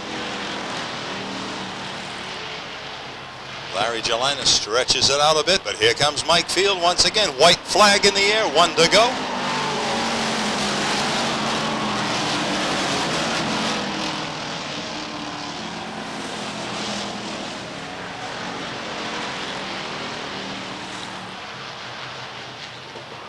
Mike Field gets the car sideways, straightens it back up. Win goes to Larry Gelinas, then Mike Field, Dave Fecto, Darrell Ward, and Ron Smith are your top 5. Last qualifier appeared to be the 94, Dennis Hall.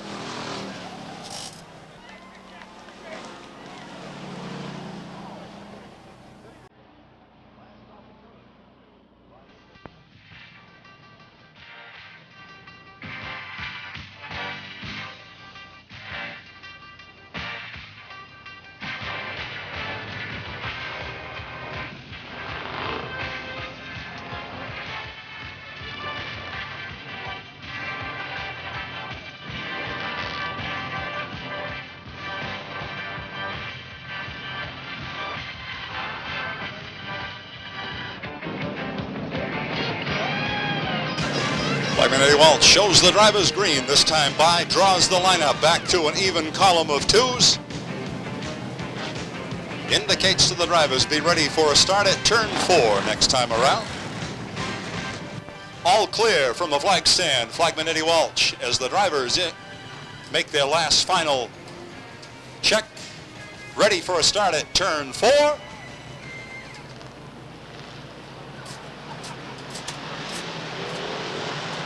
Dave Culprit. Green is out. Dave Culprit jumps right from the pole position into a quick lead. Ralph Height taking up second. Dave Field in a battle with Jim Burt for third. Ed Strong holding down the fifth place position.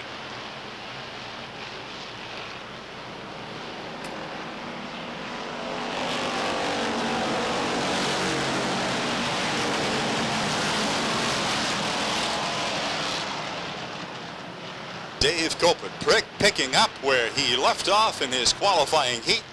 Remember the strong performance of the youngster in the number 91.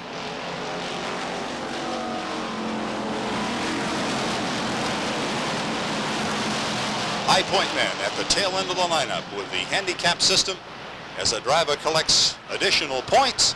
Tangle in the two-turn sends one car into the infield. The 49 of Ron Smith, he stays underway. We stay under green.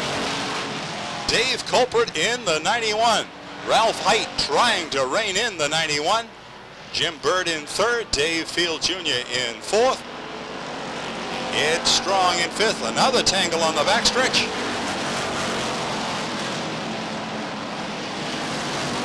Yellow flag comes out as the track is not clear at the three-turn area.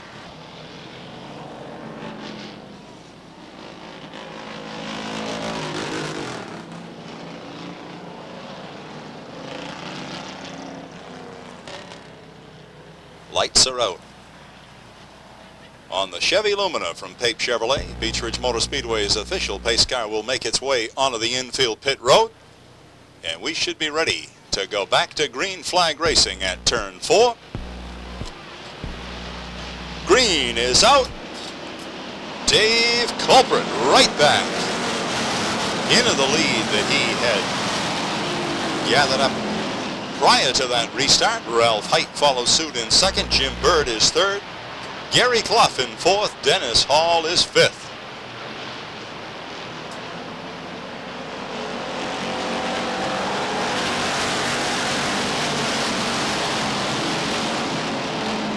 Keep your eyes on some of the heavy hitters working their way up from the back of the pack. High Point men start at the back of the pack and must work their way up through to the front. And it's a tough field to do that.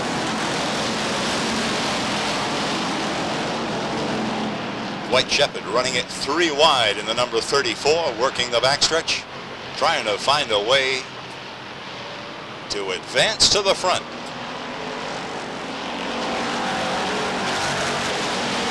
Alan Burby in the 50, also out in the third groove.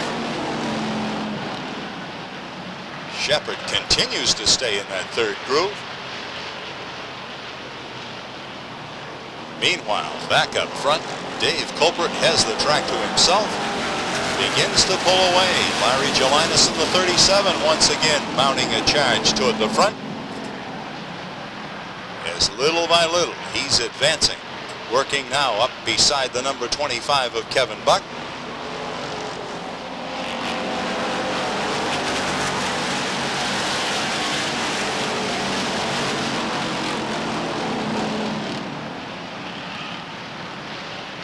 Tangle in the two-turn. The 54, the 88 it looks like. Tangle right for that. Ended up with a car up against the backstretch wall. We'll give you a report on that just as soon as we have it.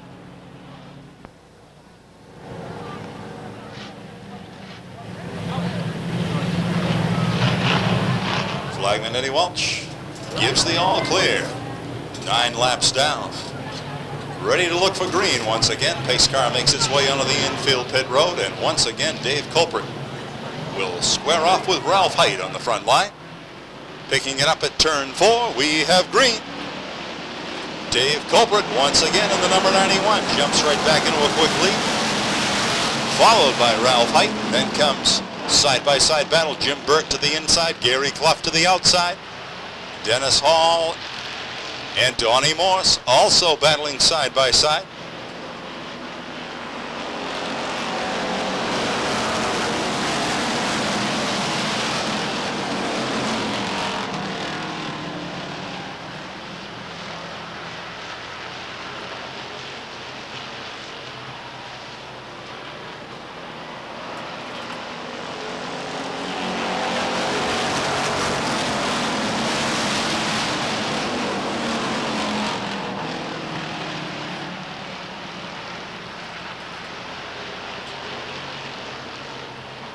Tight battle from second place right on back through the field.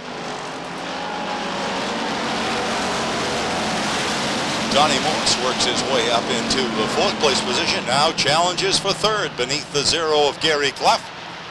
They battle side by side. Tangle on the backstretch. The 50 of Alan Burby up over the sand pile into the infield.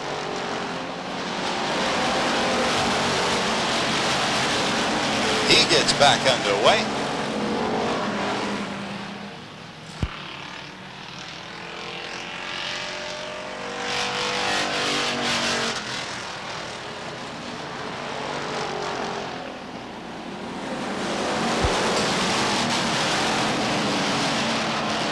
Gary Clough on the move on the outside, as is Dennis Hall, Larry Gelinas. They're approaching the halfway mark. It will be 15 down, 15 to go. Comfortable lead by Dave Colbert in the number 91. But from second place right on back, it is a scramble. Here comes Donnie Morse up the inside to take over second place as he squeezes beneath the 97 of Ralph Height. Tangle in the four-turn. The number 70 of Morgan. Wheel off one of the cars, and we go under caution. 16 laps down.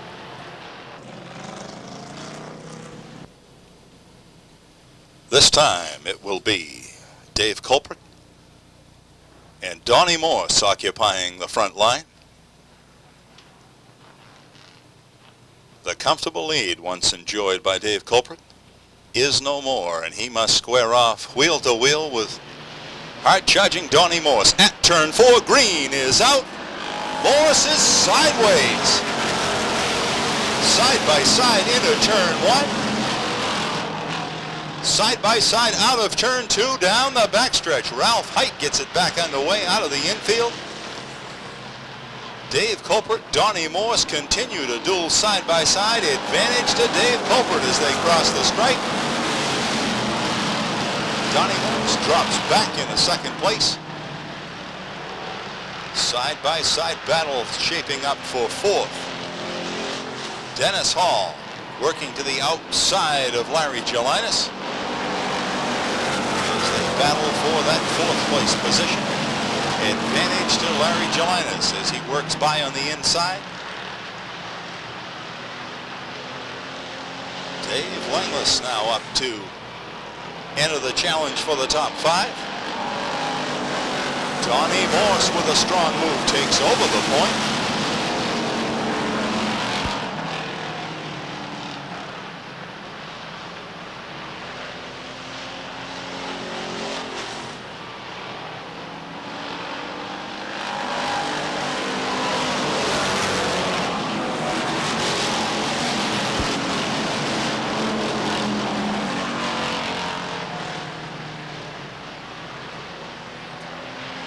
Flat tire on the number 73 of Jimmy Emerson, and he brings it to a halt just out of turn 4, starting down the front stretch, and that will put the field under caution once again.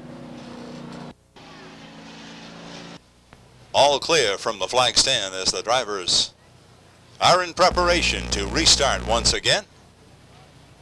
This time Donnie Morse to the inside, Colbert to the outside.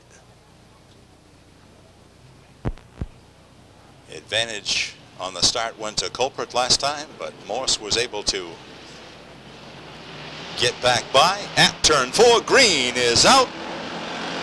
Donnie Morse from the inside with the advantage. Dave Colbert fights back on the outside. Challenge now from the inside. From Gary Clough, Larry Gelinas is on the outside. Dennis Hall fills in the top 5.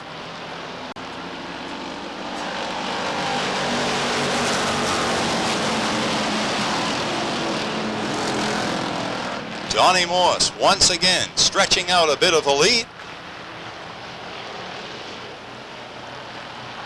Gary Clough and the 91 go at it. They get straightened out, manage to keep the cars straight. Gary Clough to the inside, Dave Colbert to the outside, side by side battle for second.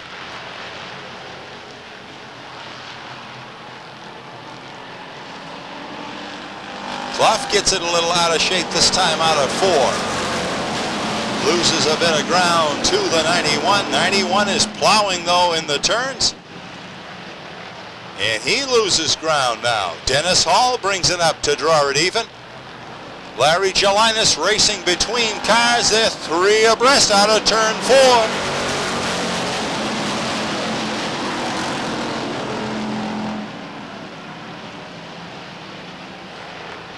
Donnie Morse has been able to open up a comfortable lead as the rest of the cars battle each other side by side. That has opened up the front spot, and Donnie Morse has the point to himself. Gary Clough now. Dennis Hall, Gary Adams, and Larry Gelinas round out the top 5. Laps winding down, working lap number 26 of this 30-lap feature event. Donnie Morse with about a half straightaway lead over Gary Clough. Then comes Dennis Hall, Larry Gelinas.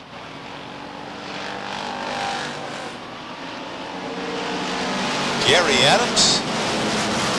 And now Dave Fecto in a side-by-side battle with Dave Coupret.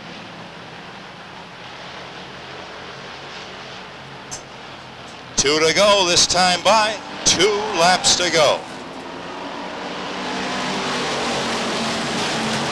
Larry Gelinas from the outside. Cars tangle in turn 1.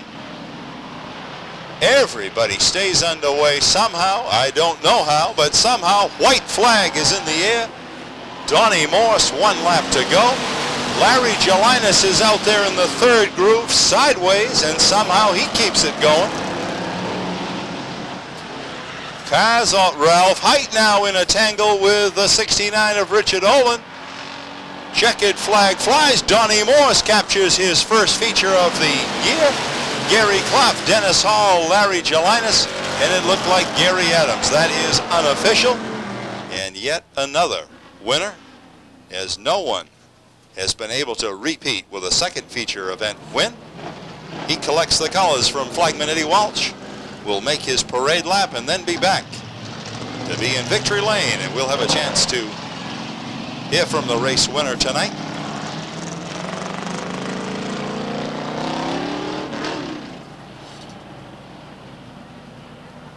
Donnie Morse with his finest run of the 1991 season. Young mechanic out of Windham, Maine, driving a 79 Camaro.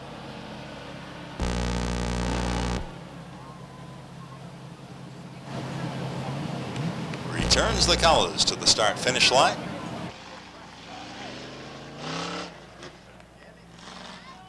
Thanks, Bruce. Ladies and gentlemen, a nice round of applause in the victory lane tonight in the second limited sportsman feature, Don Morse. Don, congratulations. Thank you. I want to thank my crew. They did a super job getting it back together. I should have rolled it over a long time ago, I guess. You had quite a night out there tonight and a good track. Tell us about it. Well, it was a heck of a ride, but I figured if I qualified, I wanted to be racing. Well, something must have worked during that. Is this going to be a weekly habit? I wish it was. I don't know. Well, the win went just excellent. We're very pleased with your performance tonight. You did a great job out there, and we congratulate you. Not a ton of wins on your record so far. What does this make? Second one. Second main feature. I won a semi, but the second main. This seems to be the night for it, and it's good to see a good start like that. Our folks from Snap-on Tools have the presentation for you. There you go. Congratulations. Thank you. Congratulations. Nice job. Tell us a little bit about your sponsors, Don, too, that are helping you out this year. I got one that I don't have on it, which is Ray's Auto Parts, and that's actually about it. Well, here's a little extra help tonight from Big A Auto Parts, a $50 gift contingency award to help you get some parts for the car later on during the week. Thank you. Ladies and gentlemen, a nice round of applause for Don Morse.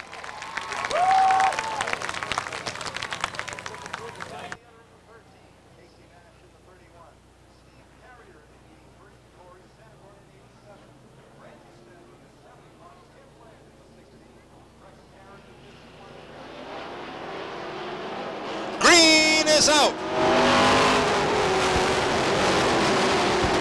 Gary Johnson, Mike Mayetta Side by side, the advantage on the backstretch. Gary Johnson from the inside. Joe Bowser looking for room on the inside. Couldn't quite find it. Gary Johnson holds the point. Side by side battle for second. Bowser to the inside. He has the advantage. Mayetta back to third. Here comes Glenn Cusack challenging for third. Bumper to bumper and wheel to wheel. Late Model Sportsman. It doesn't get any closer than that, ladies and gentlemen. Little bumper tag at about 85 to 90 miles an hour is tricky. Joe Bowser now making a bid to the outside of the number 53 of Gary Johnson. Remember Bowser's run in the heat, a strong run in the 32, just back from repairs over the last several weeks after an extensive crash. And Bowser would like nothing better than to put the 32 in the winner's circle. Gary Johnson continues to hold the point. All kinds of pressure from Joe Bowser to the outside, Glenn Cusack to the inside. And cars bumper to bumper, wheel to wheel, right straight back through the pack. Cars tangle out of turn 2, opens up the inside for Cusack. The 35 gets turned about in turn 3. Trying to refire the car is Paul Johnson. He finally gets it refired. Daring move by Glenn Cusack in the number 2. Dives to the inside, takes over the point. Joe Bowser now in second. Gary Johnson back to third. Andy Liu now knocking on the door of the 4th place position, but the caution flag flies.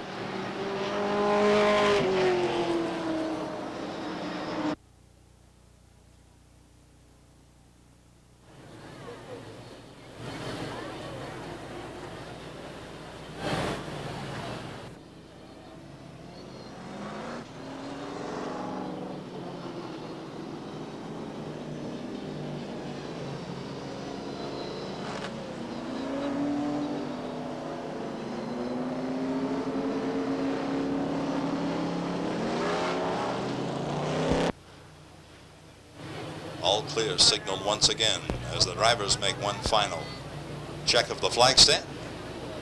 Pace car makes its way onto the infield pit road. Flagman points to turn 4. Cusack and Bowser. Green is out. Glenn Cusack right from the inside. Gary Johnson draws it even with Joe Bowser making a challenge for second. Bowser tries to pull it by.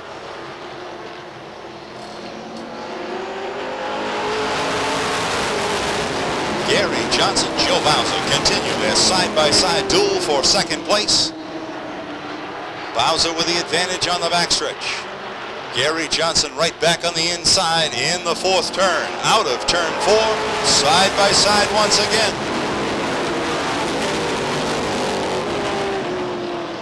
And as they battle and duel side-by-side, Glenn Cusack tries to work his number 2 out into a lead. Joe Bowser from the outside now works his way around the 53 of Gary Johnson, but then goes wide out of the 2-turn on the backstretch, opening up the inside lane for Gary Johnson once again. Bowser's car evidently experiencing a push. As he gets into the corner, gets high. That time he held it down. Andy Liu on the move in the number 56 as he is working his way out to the outside of 53, challenging for that 3rd place position. Andy Liu on the backstretch takes over the 3rd place position.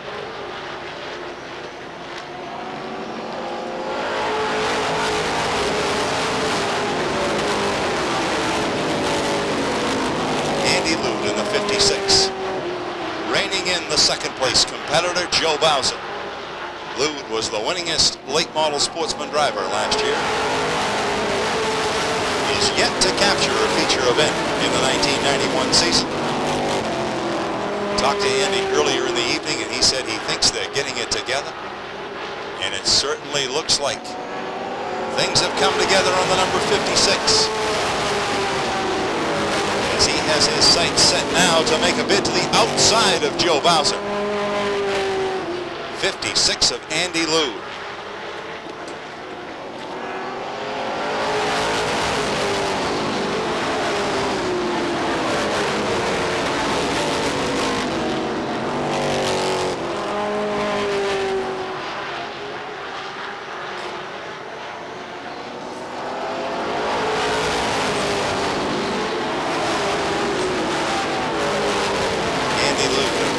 Perhaps the fastest car on the track at the moment. Mike Johnson also on the move in the number 33.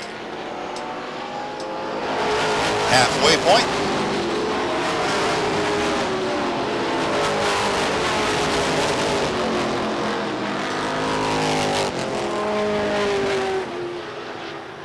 Mike Johnson making the move to the outside of Joe Bowser, trying to mount a challenge for that third place position.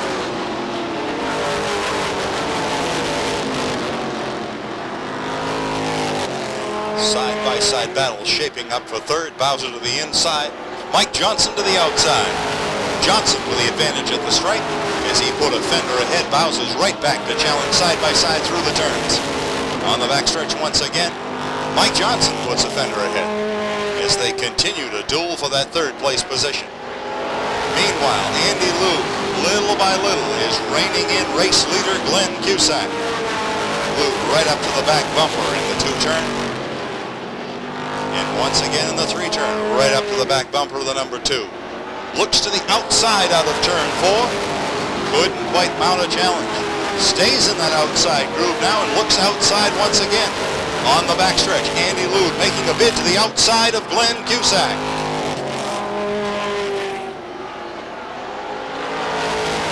Out of turn 4. Lude stays in that outside groove. Mike Johnson's going to fill the inside groove. Lude draws it even at turn 3. Cusack to the inside, Lude to the outside, side-by-side at turn 4. Slight advantage, Andy Lude from the outside at the straight. Lude out of turn 2, takes over the lead on the backstretch. Definitely the strongest run by Andy Lude out of Biddeford, Maine, and the number 56 has taken over the point. Mike Johnson trying to follow suit as he works now to the outside of Glenn Cusack. Mike Johnson now takes over second place. Will look to mount a challenge to the number 56. Johnson has already captured a feature event in the 1991 season.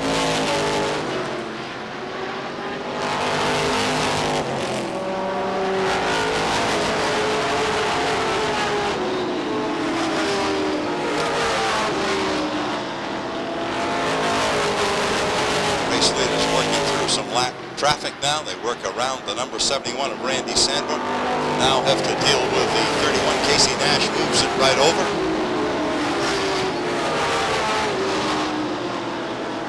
They come up on the 51 of Rex Garrett. All the lap cars trying to keep it straight and stay in a groove to give these race leaders a good opportunity to continue their battle. Andy Lude continues to show the way. About a 2-car length lead over Mike Johnson.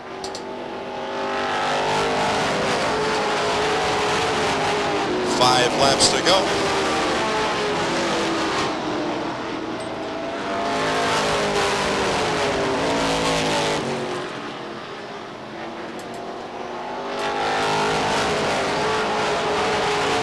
Mike Bayetta trying to find a way around.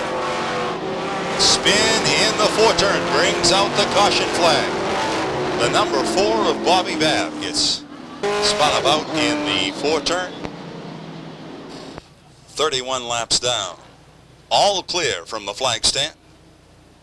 Andy Lude on the front line with Mike Johnson.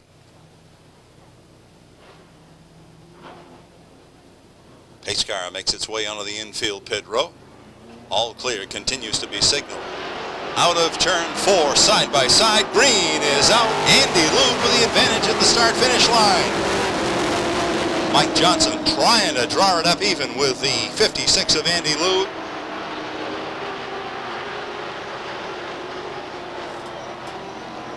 Out of turn 4, completing 32 laps now. Just 3 to go.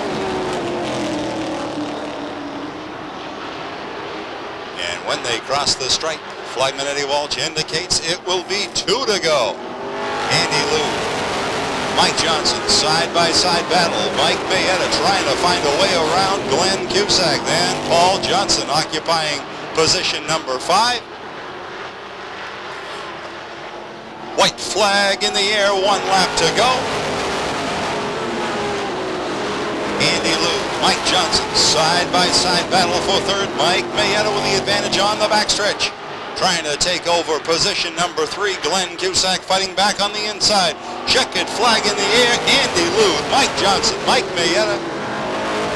Too close to call for that next position. Glenn Cusack and Mike Johnson. Paul Johnson, rather. He coasts down to collect the colors. Will make his parade lap. And then he will be back. We'll have an opportunity to meet Andy Lude right in the winner's circle.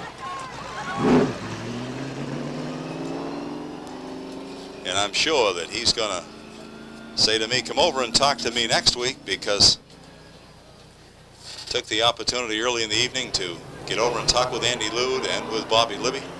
Kind of get after him a little bit and say, hey, you guys are due. And they certainly were. Bobby Libby almost pulled off the rained-out feature event. Andy Lude did capture his first feature win of the 91 season. He returns the colors to flagman Eddie Walsh. And the young man who said things are coming together. Ladies and gentlemen, please welcome into victory lane with the 2nd late model sportsman feature win of the evening, Andy Lude. Congratulations, Andy. Thank you, Andy. Thank you. A good, strong run out there tonight. It looked rather methodical. You were riding back there in 2nd place, kept closing down on Glenn Cusack, and then you got in front of him. What was it like driving out there? Glenn's a good driver, and he doesn't use up the track, so he gave me plenty of room to go by. And the car's been going super for the last 3 or 4 weeks, just so we've had some hard luck. And, you know, we didn't have a chance to win, but finally tonight, we did it. Well, in years past about this point, we've seen Andy Lude with at least 2, 3, 4 wins sometimes, and it hasn't been that case this year. Has it been discouraging at all? Is this a big lift, or are you just figuring that it's going to go on course? No, we've been there before, and we know that within time we'll get it. Just don't give up, that's all. You just keep on coming back. Well, this is a good boost for you tonight. From Snap-on 2's, Larry Cobb has the presentation for you. Larry? Well, thank you, Andy. You did a nice job tonight. We have a hat and a T-shirt for you. I'd like to make sure that the T-shirt goes to Roger Landry, your chief mechanic. All right. Thank you very much. That's a hell of a job. Thank you. Thank you very much. I'm sure Roger will appreciate it. And once again, we congratulate you, Andy Lude. Ladies and gentlemen, a nice round of applause for Andy Lude. Bruce Elder, back to you.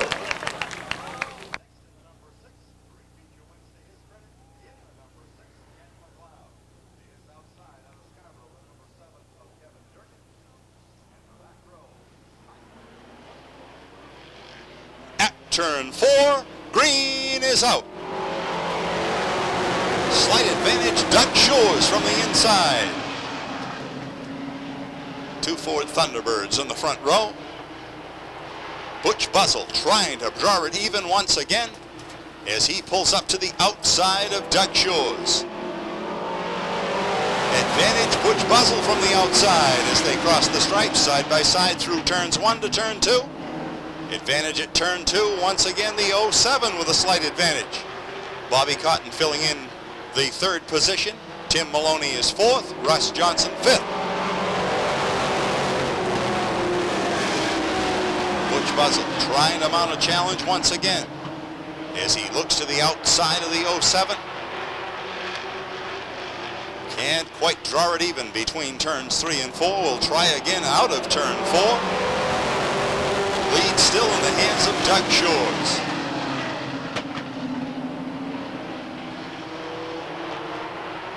Bobby Cotton now trying to wage a challenge for second place position, tries to draw it even with Butch Buzzell, and he does. Bobby Cotton to the inside, Butch Buzzell to the outside. Side-by-side battle waged for second place. Tim Maloney in fourth.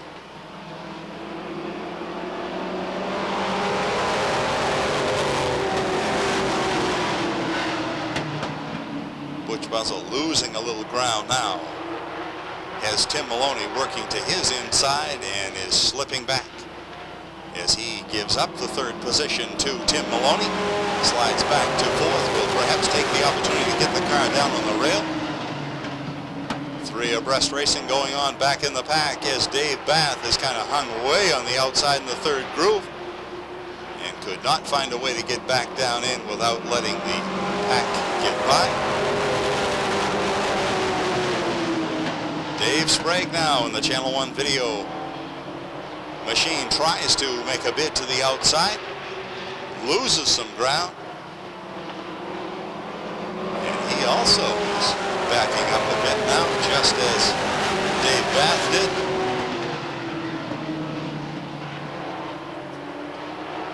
Spike Manitow in the outside groove as he challenges now to try to take over that fifth place position, works to the outside of Russ Johnson. Works his way into fifth place. Also in the outside groove trying to make time, Bubba Pelton in the 27. Ken McLeod in the number 6. Chris Rule in the number 14.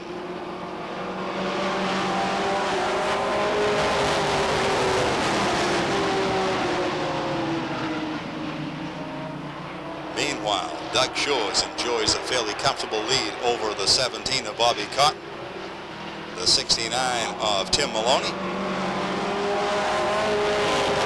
Top four have broken away a bit, and it's a traffic jam from position 5 on back as Butch Buzzell now has Bubba Pelton challenging to the outside, and the rest of the cars stacked right up in the column of twos at his rear bumper. Side challenge for fifth, Butch Buzzell and Bubba Pelton. Advantage to Pelton in the 27 as he takes over the fifth place position.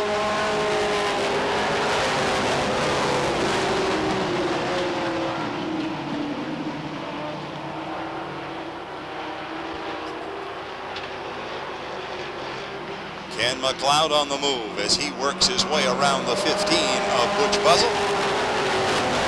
Works himself up into sixth place position. Also on the move, the number 14, Chris Rule.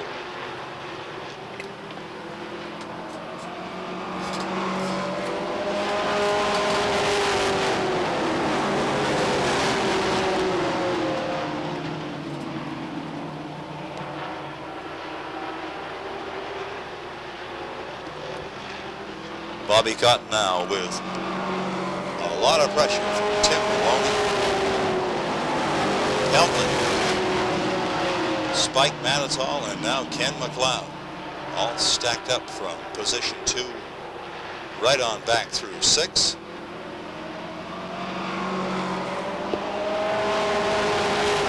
Spike Manitow trying to work that outside groove and find a way around Tim Maloney in that 69.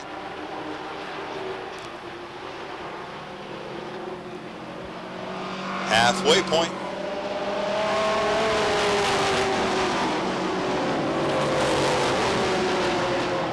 Bobby Cotton gets turned about. The 14 of Chris Rule hard into the sand banking in the 2-turn. And that brings out the caution flag. And we'll get a report on Chris Rule just as quick as we can from the safety crew.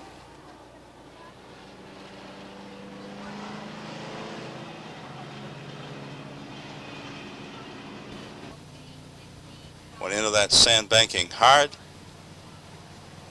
He's shaken up a bit. And we will give you a report as soon as we are given a report.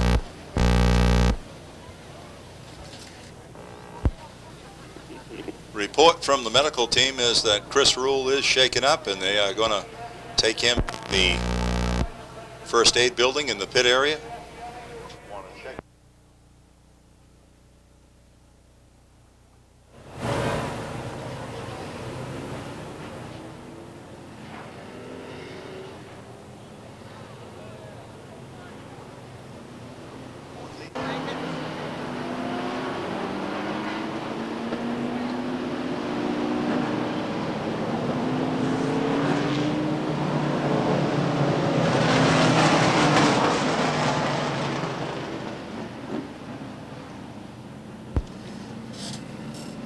All clear from the flag stand. Ready to look for a restart at turn 4. This time, Doug Shores shares the front line with Tim Maloney.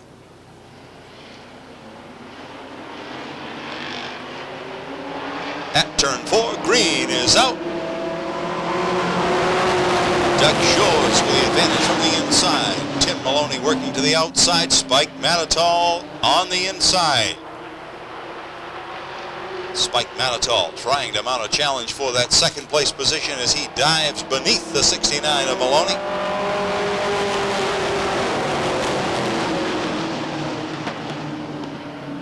Doug Shores now with Spike Manitoul up into second place. Tim Maloney gets it sideways, straightens it back out.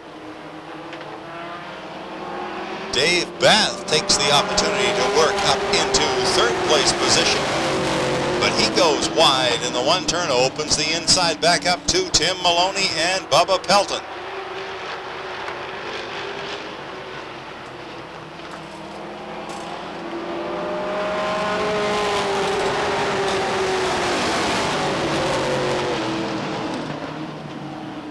Bubba Pelton trying to mount a challenge to the outside of the 69 of Maloney. In turn 3, he does. Out of turn 4 on the front stretch, slight advantage at the stripe to the 27. Richard Bubba Pelton on the move, trying to take over that third place position. Nearly gets the entire car by between turns 3 and 4. Out of turn 4 across the stripe, he takes over position number 3. Sets his sights now on Spike Manitoul. Car's playing a little bumper tag on the backstretch. Here comes Pelton on the outside, now mounting a challenge to race leader Doug Shores. Pelton with a fine run up the outside, out of turn 2 on the backstretch, puts a fender ahead. At turn 3, about a half a car ahead. Tries to out of turn 4, he takes over the lead. New leader Richard Bubba Pelton in the number 27. They're working lap number 26. And a fine run by Richard Pelton in the number 27.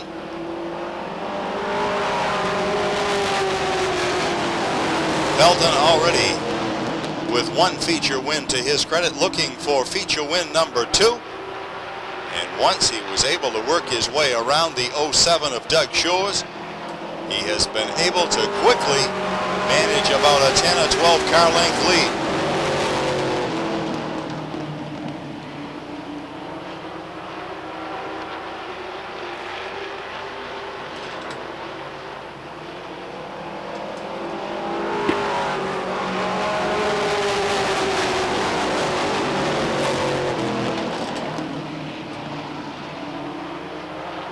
Battle is for 5th. Danny Palmer and Dave Bath battling side by side for that 5th place position. Slight advantage Dave Bath from the outside. Danny Palmer fights right back on the inside. They work side by side down the backstretch into turn 3. Continuing a wheel-to-wheel battle for the 5th place position. Cars are in their last 5 laps. 30 laps down, 5 to go. Pelton with a comfortable advantage over Doug Shores. Then comes Tim Maloney, Spike Manitoul, then that side-by-side battle. Danny Palmer and Dave Bath battling for the 5th place position.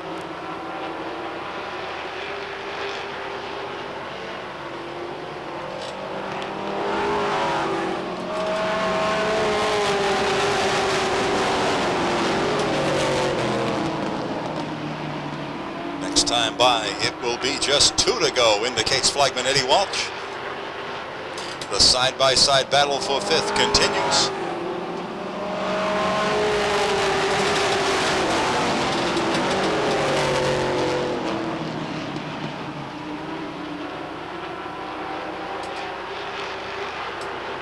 White flag in the air, 1 to go. Pelton with a comfortable lead. Doug Shores, Tim Maloney, Spike Manitoul. The side-by-side battle for 5th continues. Slight advantage that time by to Dave Bath. Bath now charging to the outside of Spike Manitoul. Checkered flag in the air for Pelton. Then Shores, Maloney, Spike Manitoul. Too close to call between Danny Palmer and Dave Bath. We'll wait for the official call. But an outstanding run by Richard Bubba Pelton as he captures his 2nd feature event of the 1991 season. Coasts down to collect the colors. Will make his parade lap and then be back. And we'll have an opportunity to hear from tonight's Super Sportsman. Feature event winner, Richard Pelton.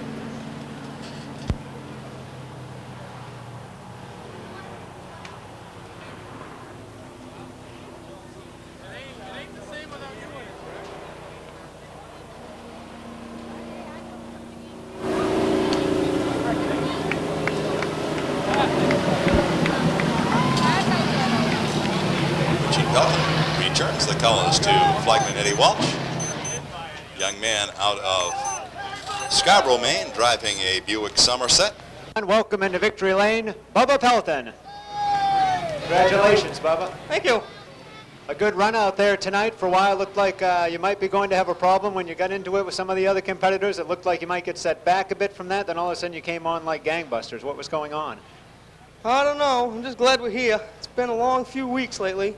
We lost a couple motors, and I got to thank the Missourians especially. They helped me a lot. Tell us a little bit about the sponsorship effort behind your car this year, because I know that's been very important to you. Well, I got a special thanks to Casco Bay Yard Exchange tonight. They bought me a couple more tires. And Bracket Machine and all the other ones, Scarborough Auto Parts, Davis Brothers, and everybody else that helped me out this year.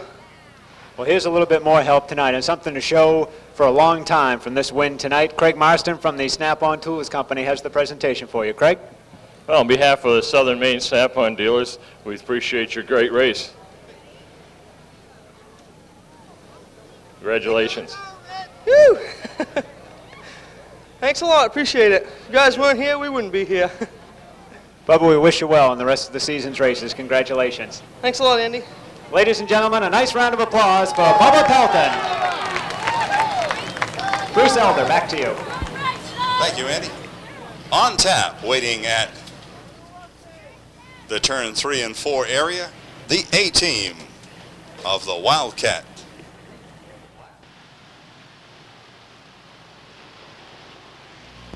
Fast start out of turn 4. Green is out. 28 and 77 side by side at the front. The 28 is driven by Todd Fitz. Already a feature winner, the 77, Steve Berry Jr. Fitz gets it sideways. So does Berry out of turn 4.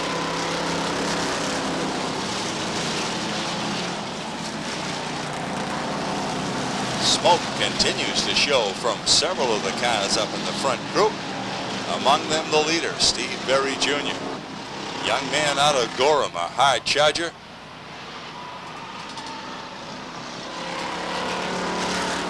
Trying to work out to as comfortable a lead as he can possibly garner.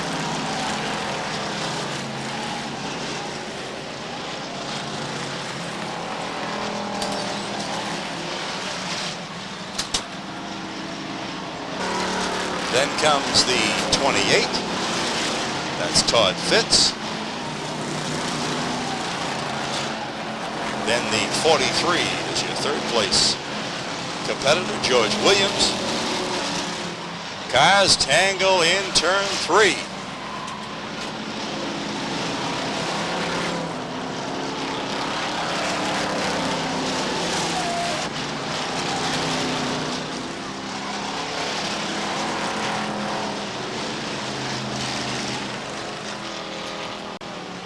yellow flag and yellow light will gradually bring these cars down to a moderate speed. Green flag is out on the backstretch. Steve Berry Jr. in the number 77 now has a strong challenge to his outside. The 38 takes over the lead. Tangle here in the front stretch.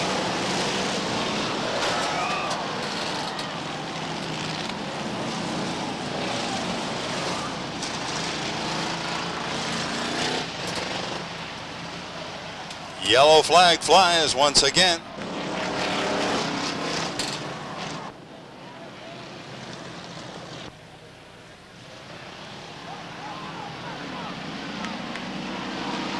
Back under green, the 38, your race leader.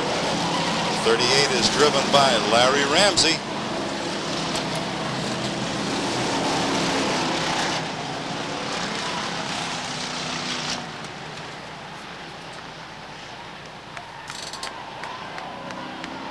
Halfway point as they cross the stripe. Race leader 38 followed by the 23 of Craig Bernier.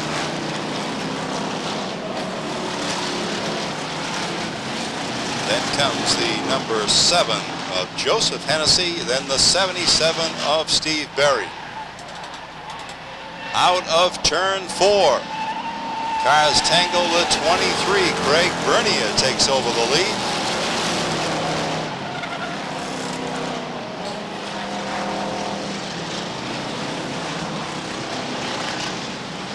Craig Bernier out of Westbrook shows the way in the number 23.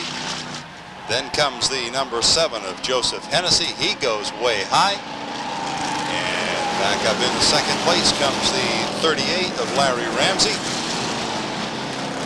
Larry Ramsey with a lot of pressure from the number 7 of Joseph Hennessy and the 77 of Steve Berry. Tangle going into turn 1. The 48 gets turned about. Drivers do a nice job of avoiding the number 48. 48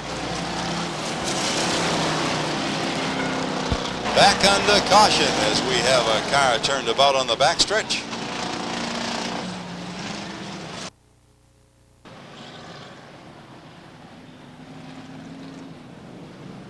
Driver complaining that his side is bothering him. That's David Jones, I believe, in the number 30.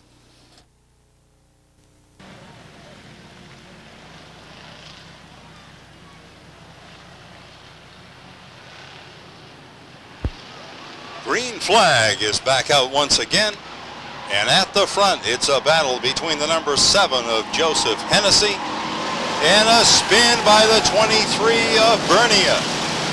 Bernier gets the car up against the sandbanking, gets it back on the track, and in the process several cars get out of shape.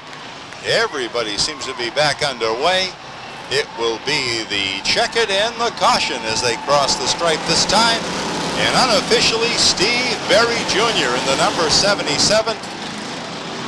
We will have to wait for an official call on that. But unofficially, it looked like the 77.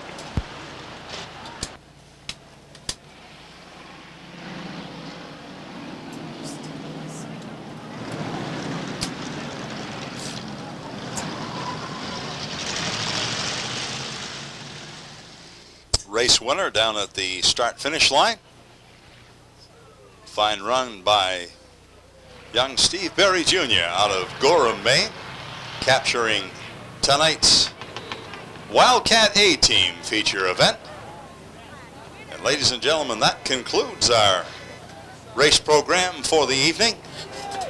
Been a pleasure to have you all with us. We'll urge you to drive carefully as you make your way home this evening.